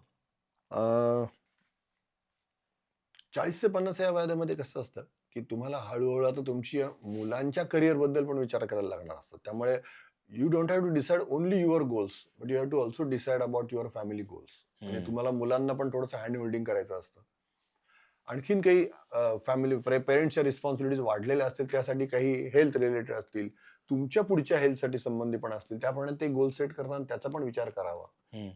किंवा तुमचे सोशल कॉन्टॅक्ट वाढलेले हळूहळू वाढवायला सुरुवात जर केली की ज्याच्यामुळे तुम्ही 50 नंतर, हल्ली 50ला सुद्धा लोक रिटायर्ड होतात, त्यामुळे त्याच्या पुढे तुम्हाला सोशल कॉन्टॅक्ट वाढवायचे म्हणून ते काही गोल्स पण तुम्ही त्याच्यामध्ये ऍड करू शकता, की जे पूर्वी 20-30 मध्ये कदाचित होऊ शकत नाही. म्हणजे एखादा सोशल क्लबचा मेंबर झालेला आहे, किंवा एका ठिकाणी चेअरमनशिप किंवा प्रेसिडेंटशिप किंवा अशी काहीतरी जबाबदारी घेतलेली, अशी गोष्टी कदाचित तरुण वयात झालेल्या नसतील, त्या हळूहळू आता पुढच्या वयामध्ये घ्यायच्या असतील. आणि त्याचबरोबर रेग्युलर मेडिकल चेकअप हा पण एक प्रकार रेग्युलरली हल्ली बऱ्यापैकी हेल्थचा गोल तिथे, हा? हेल्थचा गोल हेल्थचा वरती गोल येतो. आहे तो पण घ्यायला लागतात. 40ला आपण जसा चष्मा लागतो म्हणतात किंवा आणि हम्म. काही छोटे छोटे इश्यूज सुरू झालेले असतात असं म्हणतात. तर त्याची पण आपण काळजी घेण्याच्या दृष्टीने आपले गोल सेट करावे की कदाचित जवानीच्या जोशमध्ये 20 ते 40 पर्यंत नसतील ते गोल्स आपल्याला, हम्म. की लागेल तितके खातोय, दोनदा तीनदा जेवतोय, कधी एखाद्याशी उपाशी राहील तरी चालतोय, कुठे ट्रेकला गेलो तेव्हा आणि काहीतरी केलं तरी असू शकेल, चालेल तेव्हा. पण हम्म. जसं जसं 40च्या पुढे होत जातं, कुठे जर का थोडंसं जरी लागलं किंवा अनफॉर्च्युनेटली हल्ली डायबिटीस खूप प्रकार वाढत चाललाय, पटकन कमी वयामध्ये होतो. सो आपला मेडिकल चेकअप रेग्युलर बेसिस असणं आणि त्या दृष्टीने जर काही आपल्याला फाइंड आउट झालेलं असेल त्याच्यावरती काळजी घेणं हे पण आवश्यक गोल असेल. पण एक दुसरीकडे असंही एक म्हणजे आर्ग्युमेंट करण्यासाठी फक्त समजा बघितलं तर 40 ते 50चं वय हे असं सुद्धा असतं की जिथे तुम्ही 20 ते 30, 30 ते 40चा टप्पा पूर्ण करून येऊन तिथे तुम्ही एका लेवलला सुद्धा असता की जिथे पैसे भरपूर येत असतात आणि हो, सगळं हो. सगळ्या गोष्टी जरा बेटर होत असतात. तर त्यावेळेला मग असं येतं की नोकरी चांगली आहे, पैसा खूप मिळतोय, घरचे पण खुश आहेत आणि यू लिव्ह ओनली वन्स ना, एकदाच तर जगायचं आहे. मग काही झालं काय, काय फरक पडतो? मी मी म म अ, बरं वाईट झालंच तर मागे असलेल्या लोकांना पैसे भरपूर पुरणार आहेत. मॅस्लोचा जो ट्रायंगल आहे ना, हं, ट्रायंगल ऑफ नीड्स, हं, ह्युमन नीड्स. हं. So by the time 40-50 age पर्यंत काय झालेलं असतं, त्या बेसिक नीड्स सगळ्या मीट फुलफिल होत झालेले असतात. झालेल्या असतात आणि त्याच्यामुळे मग रिक्वायरमेंट्स म्हणजे बेसिक नीड्स आणि लक्झरी ह्याच्यामध्ये जी थिन लाईन आहे त्याच्यामध्ये आपण जात असतो असं बघितलं जातं हल्लीच्या काळामध्ये. हं, आणि मग एखादी गोष्ट अमुक प्रकारचा एखादा वस्तू घेतली, 10,000चा फोन घेतला काय आणि 1,00,000चा फोन घेतला काय. मोबाईल फोन असेल, फॅसिलिटीज वेगवेगळ्या असतील, हं, पण स्टेटस मगाशी जे वाक्य म्हणा त्याप्रमाणे स्टेटसचा असेल किंवा ठीक आहे मला एकदाच जीवन जगायचं, मी लाखाचा फोन घेईन म्हणून हं, करू शकता तुम्ही. पण again that depends on everybody individuals mindset. म्हणजे एखादा जर का विचारानं असेल की कशाला ह्याच्यामध्ये एवढे पैसे घालवायचे, तो नाही घेणार. हं, किंवा पर्टिक्युलरली लोक इन्व्हेस्टमेंट म्हणजे हल्ली आता तर खूप लहान वयापासूनच करतात, SIP करतात, म्युच्युअल फंड करतात, त्याच्याबद्दलच आहे. आपण त्याच्याबद्दल जास्ती बोलायला नको कारण मी त्यातला एक्सपर्ट नाहीये. पण या गोष्टींची सवय जर चांगली लागलेली असेल तर त्याची हळूहळू फ्रुट्स मिळायला लागलेली असतात. म्हणजे हं, आपणच केलेल्या सेव्हिंग्ज मधनं आपल्याला काहीतरी रिटर्न्स मिळायला लागले असतात. So that also gives you more काय म्हणतात सपोर्टिंग होत जातात की अरे हे माझे आता पैसे आले त्याच्यातनं मी अजून काहीतरी नवीन करू शकेन. हं, किंवा आता मेक इन इंडिया जसं आपण आता सगळीकडे बघतोय तर एखाद्या 40-45 वयाच्या माणसाला वाटतं की आता जर का मी काहीतरी नवीन स्टार्टअप सुरू केलं नोकरी सोडून देऊन कारण बॉस हे ते सगळं आता कंटाळा आला, बोर झालं, मग let me start something. So that person can start thinking about that also. हं, that can be another goal for that. हं, हं, होऊ शकतं असं त्याच्याबद्दलचं. पण मी असं पुन्हा पुन्हा एकदा सांगेन, की आपण स्वतःबद्दल लिहिणं हं, म्हणजे ते स्वतःला दिलेले छोट्या-छोट्या कमिटमेंट्स आहेत असं म्हणतात. हं. ते जर लिहिलं तर आपल्याला ह्या गोल सेटिंगला फायदेशीर पडत जातं. म्हणजे 20 ते 30 मध्ये करिअर आणि फायनान्सची ब्रॅकेट मध्ये असलेले गोल्स कदाचित जास्ती प्रायोरिटीला येतील. Priorities असतात. 30 ते 40 मध्ये कदाचित करिअर राहीलच, पण हो, त्याच्याबरोबर तुमचे सोशल इमोशनल सुद्धा येतील. येतील. करिअर, फायनान्स आणि सोशल इमोशनल येतील. 40 ते 50 मध्ये जाता तसं हेल्थ सुद्धा प्रायोरिटीवर, प्रायोरिटी. जास्ती प्रायोरिटीवर येईल. स्टॅबिलिटी पण पाहिजे थोडीशी. स्टॅबिलिटी पण म्हणजे पाहिजे आणि कदाचित त्या वयामध्ये तो फायनान्सचा गोल कदाचित कमी व्हायला लागेल किंवा मे बी तो स्टेडी राहील. स्टडी राहील. बरं. आणि मग शेवटचा टप्पा म्हणजे 40 to 50 नंतर 50 to 60 60 ह्याच्यामध्ये जेव्हा खऱ्या अर्थाने कदाचित रिटायरमेंटचा वगैरे सुद्धा विचार लोक करत असतील. अ, आजकाल अर्थात रिटायरमेंट ला एज राहिलेलं नाहीये, नाही पण राहिलेलं. तरी बरोबर. सुद्धा मग त्या वयामध्ये असलेल्या जॉबमध्ये जे व्यक्ती आहेत त्यांनी कसा गोल सेट करावा? आता इथे पुन्हा एकदा आपण सुरुवातीला जे केलं बोललो त्याच्याबद्दल जाऊया, की 60व्या वर्षी आपल्याला नीड्स बद्दल पेक्षाही सोशल स्टेटस ह्याच्याबद्दल आपण जास्ती कॉन्शियस झालेलो असतो. हम्म, म्हणजे मला लोक कसा मान देतात, माझं कसं कौतुक होतं. हम्म, मनुष्य स्वभाव आहे शेवटी, कुणालाही कौतुक केव्हाही आवडतच असतं त्याप्रमाणे. हम्म, त्यामुळे मला 10 लाख मिळाले किंवा 1 कोटी मिळाले याच्यापेक्षाही मला आज समाजामध्ये लोकांनी मान देतात, मला वेलकम करतात, मला ऑपॉर्च्युनिटी बोलायची संधी मिळते, मला अनुभव सांगायची संधी मिळते. किंवा आपण मगाशी सुरुवातीला जर बोललो तर माझ्याबद्दल लोक चांगलं बोलतात का हे ऐकून घेण्याची इच्छा झालेली असते. बरोबर. आणि आता ओव्हर द पिरियड जर का मी लोकांशी चांगला वागलेला असेल तरच हे 50 आणि 60व्या वर्षी किंवा रिटायरमेंटच्या एजला आपल्याला चांगले रिस्पॉन्स त्याचे येतील. हम्म, आणि तिथे जर का वागताना मी जर का कटथ्रोट वागलेलं असेल, नीटनेटके कम्युनिकेशन नसेल, इंटरपर्सनल रिलेशन माझी स्पॉईल झालेली असतील, अनेक ठिकाणी माझ्या कोर्ट केसेस चालू असतील. अनफॉर्च्युनेटली कोर्टातल्या केसेस आपण बघतो, ऐकतो सुद्धा, की इतक्या पेंडिंग केसेस आहेत. कशामुळे आहेत? बरोबर. तर वारंवार स्ट्रेच रिलेशन्स आहेत. बरोबर. छोट्या छोट्या गोष्टींसाठी सुद्धा आपण पेपरमध्ये वाचलं तर 70-80% बातम्या या सगळ्या निगेटिव्हच्या गोष्टीच्या असतात. हम्म. Naturally if you are thinking about 50-60 goals ह्याच्याबद्दलचा असेल तर या सगळ्याचा विचार करणं पण आवश्यक आहे असं मला वाटतं. पण या सगळ्याचा विचार कदाचित आधीच्या टप्प्यांमध्येच व्हायलाच पाहिजे होता, व्हायला पण पाहिजे तो गोल नसतो. सेटिंगच्या हिशोबाने. आणि मग एकदम तेव्हा शहाणपण यायला लागतं की हम्म. अरे आता हे चांगलं करायला पाहिजे, चांगलं करायला. बऱ्याच जणांना वयाच्या मोठ्या मोठ्या म्हणजे वय जेव्हा वाढलेलं असतं त्यावेळेला उपदेश करायच्या मूडमध्ये जातात. अरे पण तू इतकी वर्षांमध्ये काय केलेलं आहेस? तर या पॉडकास्टच्या निमित्ताने मी असं म्हणेन की तरुण या मंडळींना हा विचार करायची जर सवय लागली तर त्यांच्या 50-60व्या वर्षी ते एकदम कम्फर्टेबल असतील. बरोबर. तुम्ही भरपूर आज खरं गोष्टी सांगितल्यात आणि तर असं आपल्याला काही फ्रेमवर्क देता येईल का, की समजा आता नवीन वर्षाचं गोल सेटिंग करायला हम्म. एखादी व्यक्ती बसेल आणि तो गोल सेटिंग आता त्याला करायचं आहे तर ऑफकोर्स मागे बघूनच ते करणार. हो. पण तुम्ही जर्नलिंग विषयी सुद्धा बोललात, आपण 4 पैलूंबद्दल बोललो. अ, तर तुम्ही असं फ्रेमवर्क देऊ शकाल का, की उद्या हा एपिसोड बघितल्यानंतर गोल सेटिंग करताना कसं केलं जावं? मी म्हणेन की आजचा हा जो एपिसोड आहे त्याच्यामध्ये मी जनरल खूप बोललोय. हम्म. म्हणजे एक्झाम्पल जी दिलेली असली तरी सुद्धा ते पर्टिक्युलर एखाद्या पर्सन बद्दल आपण बोललेलो नाही आहोत. नाही, पण इन जनरलच पण समजा एखाद्या फ्रेमवर्क. माणसाबद्दल किंवा एखाद्या ग्रुप ऑफ पीपल बद्दल जर असेल तर थोडासा त्यांचा जर कशा अभ्यास जर केला तर त्याच्याप्रमाणे आपण त्यांना व्यवस्थित मार्गदर्शन करू शकतो अशा दृष्टीने की त्यांच्या प्रायोरिटीज कुठल्या असतात त्याच्याबद्दल आपण जाणून घेऊन त्याप्रमाणे आपण त्यांचे गोल सेट करू. नंबर 1. त्यांच्याकडे रिसोर्सेस कुठले आहेत त्याचा पण आपल्याला थोडा विचार करायला लागेल. म्हणजे अगदी ह्युमन रिसोर्स असेल, फायनान्शियल रिसोर्स असेल किंवा ऍसेट्स काय त्यांच्याकडे असतील की ज्याचा पण इम्पॅक्ट होऊ शकतो, ह्या पण गोष्टी बघायला पाहिजेत. आणि कसं आहे शेवटी everybody is interested in better life. कालच्यापेक्षा आज चांगलं, आजच्यापेक्षा उद्या चांगलं पाहिजे याच्या पद्धतीने. त्यामुळे हे बेटर लाईफ होण्याच्या दृष्टीने आपण गोल सेट करावे असा नक्कीच आपण विचार ठेवू. म्हणजे तुम्ही जे जर्नलिंगचं म्हणालात, ती आयडिया मला खूप खरंच आवडली, की समजा एक महिनाभर प्रत्येकाने जर्नल मेंटेन केलं, की सकाळी उठल्यापासून रात्री झोपेपर्यंत काय-काय ॲक्टिव्हिटीज त्यांनी त्या दिवशी केल्या. तर त्याच्यामध्ये सुद्धा आपल्याला मी थोडं इंटरप्ट करीन. बारीक-बारीक गोष्टी लिहायची गरज नाही बरं का. इतक्या वाजता जेवलो, इतक्या वाजता उठलो हे नकोय लिहायला. Major events. हां, इम्पॉर्टंट. जसं मेजर नाही म्हणायचं. मी इम्पॉर्टंट म्हणतो मुद्दाम. जसं कारण इम्पॉर्टंट म्हणजे असं, की मी व्यायामासाठी गेले 15 दिवस रोज 1 तास देऊ शकलो.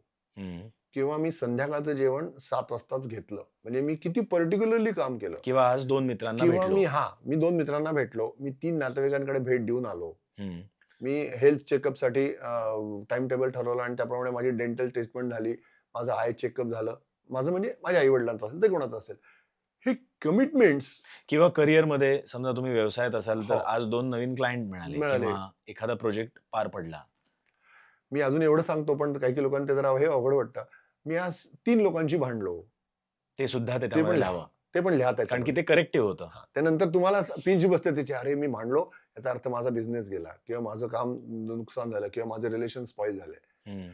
तर मग अनालिसिस करायला लागल्यानंतर तसं म्हणतात की डोळे मिटून शांत बसावं, की जणू काही तो प्रसंग पुन्हा घडणार आहे. ज्या माणसाबरोबर तुमचे कॉन्फ्लिक्ट झाले, ज्या माणसाला तुम्ही शिवीगाळ केलीत किंवा त्यांनी तुम्हाला वेडवाकडं बोलला वगैरे वगैरे, तो प्रसंग पुन्हा एकदा डोळ्यासमोर आणून बघा आणि आता तुम्हाला वेगळी संधी मिळते की पुन्हा तुम्ही कसे वागाल. अहो पश्चात्ताप. आणि पुन्हा जर असा प्रकारचा प्रसंग आला तर मी कसा वागेन.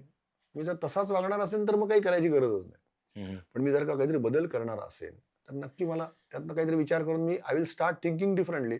आपल्याला देवाने असा राईट साईडचा मेंदू दिलाय ना, तो असा इनोव्हेटिव्ह क्रिएटिव्ह आयडियांसाठी दिलेला आहे. की I will not repeat the thing if something is going wrong. I will think about something right that will happen अशा रीतीने विचार करू. तुम्ही जो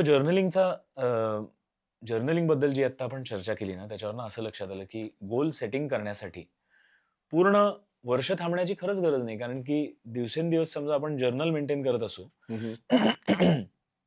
तर त्याच्यातच आपल्याला ट्रेंड्स लक्षात येतील की आपण कुठल्या एरियामध्ये म्हणजे फायनान्शियल, हेल्थ, इमोशनल का स्पिरिच्युअल कुठल्या एरियामध्ये आपण कमी पडतोय किंवा कुठल्या एरियामध्ये आपण छान करतोय.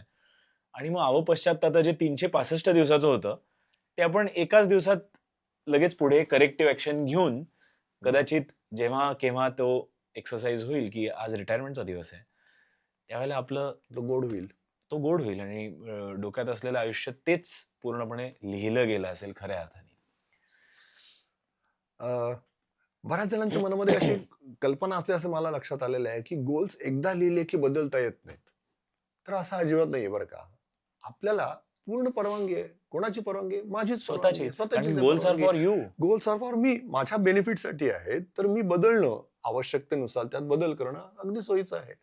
आणि म्हणून एक छान वाक्य असं मी म्हणेन फॉर कन्क्लुडिंग, की our goals should be smart. आता स्मार्ट म्हणल्यानंतर बऱ्याच लोकांच्या समोर चेहरा येतो, पण आपल्याला हा स्मार्ट वेगळा आहे. स्मार्ट म्हणजे काय? स्पेसिफिक गोल्स पाहिजेत, मेजरेबल पाहिजेत, अचिवेबल पाहिजेत, रिअलिस्टिक पाहिजेत आणि ते टाइम बाउंड पाहिजेत. आणि म्हणून अमुक एक गोल 3 महिन्यात होईल, अमुक एक गोल 6 महिने लागतील, अमुक एक गोल कंटिन्युअस राहील, पुढच्या वर्षी पण चालू राहील, असं सुद्धा असू शकेल. आणि त्यामध्ये सुद्धा ते स्मार्ट जे तुम्ही गोल प्रत्येक पैलूसाठी समजा एखादा गोल ठरवला, हो. तर तो तुम्ही पहिला जो ठरवाल तो बेसलाईन होईल ना. म्हणजे आज मी म्हणलं की मला, जसं आपण परत सुरुवातीला एपिसोडच्या बोललो, की नवीन वर्षाला तर वजन तर कमी झालंच पाहिजे. बरोबर. तर 10 किलो मला कमी करायचे आहेत. तर 10 किलो कमी करायच्या ऐवजी जरी तो गोल ठरवला असेल आणि तो जर्नलिंग थ्रू लक्षात आलं की एका महिन्याभरामध्ये अरे 10 किलो कमी झाले नाहीयेत, तर तो गोल चेंज होऊ शकतो ना. शक्यतो 2च किलो होऊ अगदी शकतो. बरोबर, अगदी मग बरोबर. तो चेंज झाला तर पुढच्या महिन्यात परत 1 किलो होऊ शकतो. बरोबर. सो फ्लेक्झिबिलिटी दाखवणं ही खूप महत्वाची काळाची गरज आहे. अदरवाईज काय होईल, की गोलच्या बाउंड्रीमध्ये तुम्हीच अडकून राहाल आणि तुम्हालाच अवघड आयुष्य होत जाईल. आपल्याला तसं अजिबात करायचं नाहीये. So become or be a smart person with goals as well as you. Set smart goals. Smart goals. Bhave sir, आज तुम्ही इनोटॉक्स मध्ये आलात आणि आजचा खरं टेकअवे मी स्वतःसाठी बघितला तर जर्नलिंग आणि स्मार्ट गोल्स हाच ठरलाय.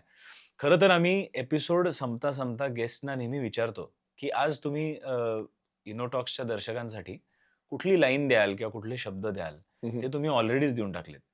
तर आपण सेट स्मार्ट गोल्स असं आपल्या इनोटॉक्सच्या व्ह्युअर्सना सांगूयात, जेणेकरून आपल्याला समजेल की हा एपिसोड त्यांनी संपूर्ण बघितला आणि त्यांचंही गोल सेटिंग नक्कीच हा एपिसोड बघितल्यानंतर त्याच्यावर ते पूर्णपणे चेंजेस करतील. बरोबर. सेट स्मार्ट गोल्स सरांनी सांगितलं तसं तुम्ही कॉमेंट सेक्शनमध्ये लिहा. हा एपिसोड तुम्हाला कसा वाटला हे सुद्धा आम्हाला सांगा. आणि बेल आयकॉन दाबला नसेल किंवा सबस्क्राईब केलं नसेल तर हीच ती वेळ, हाच तो क्षण.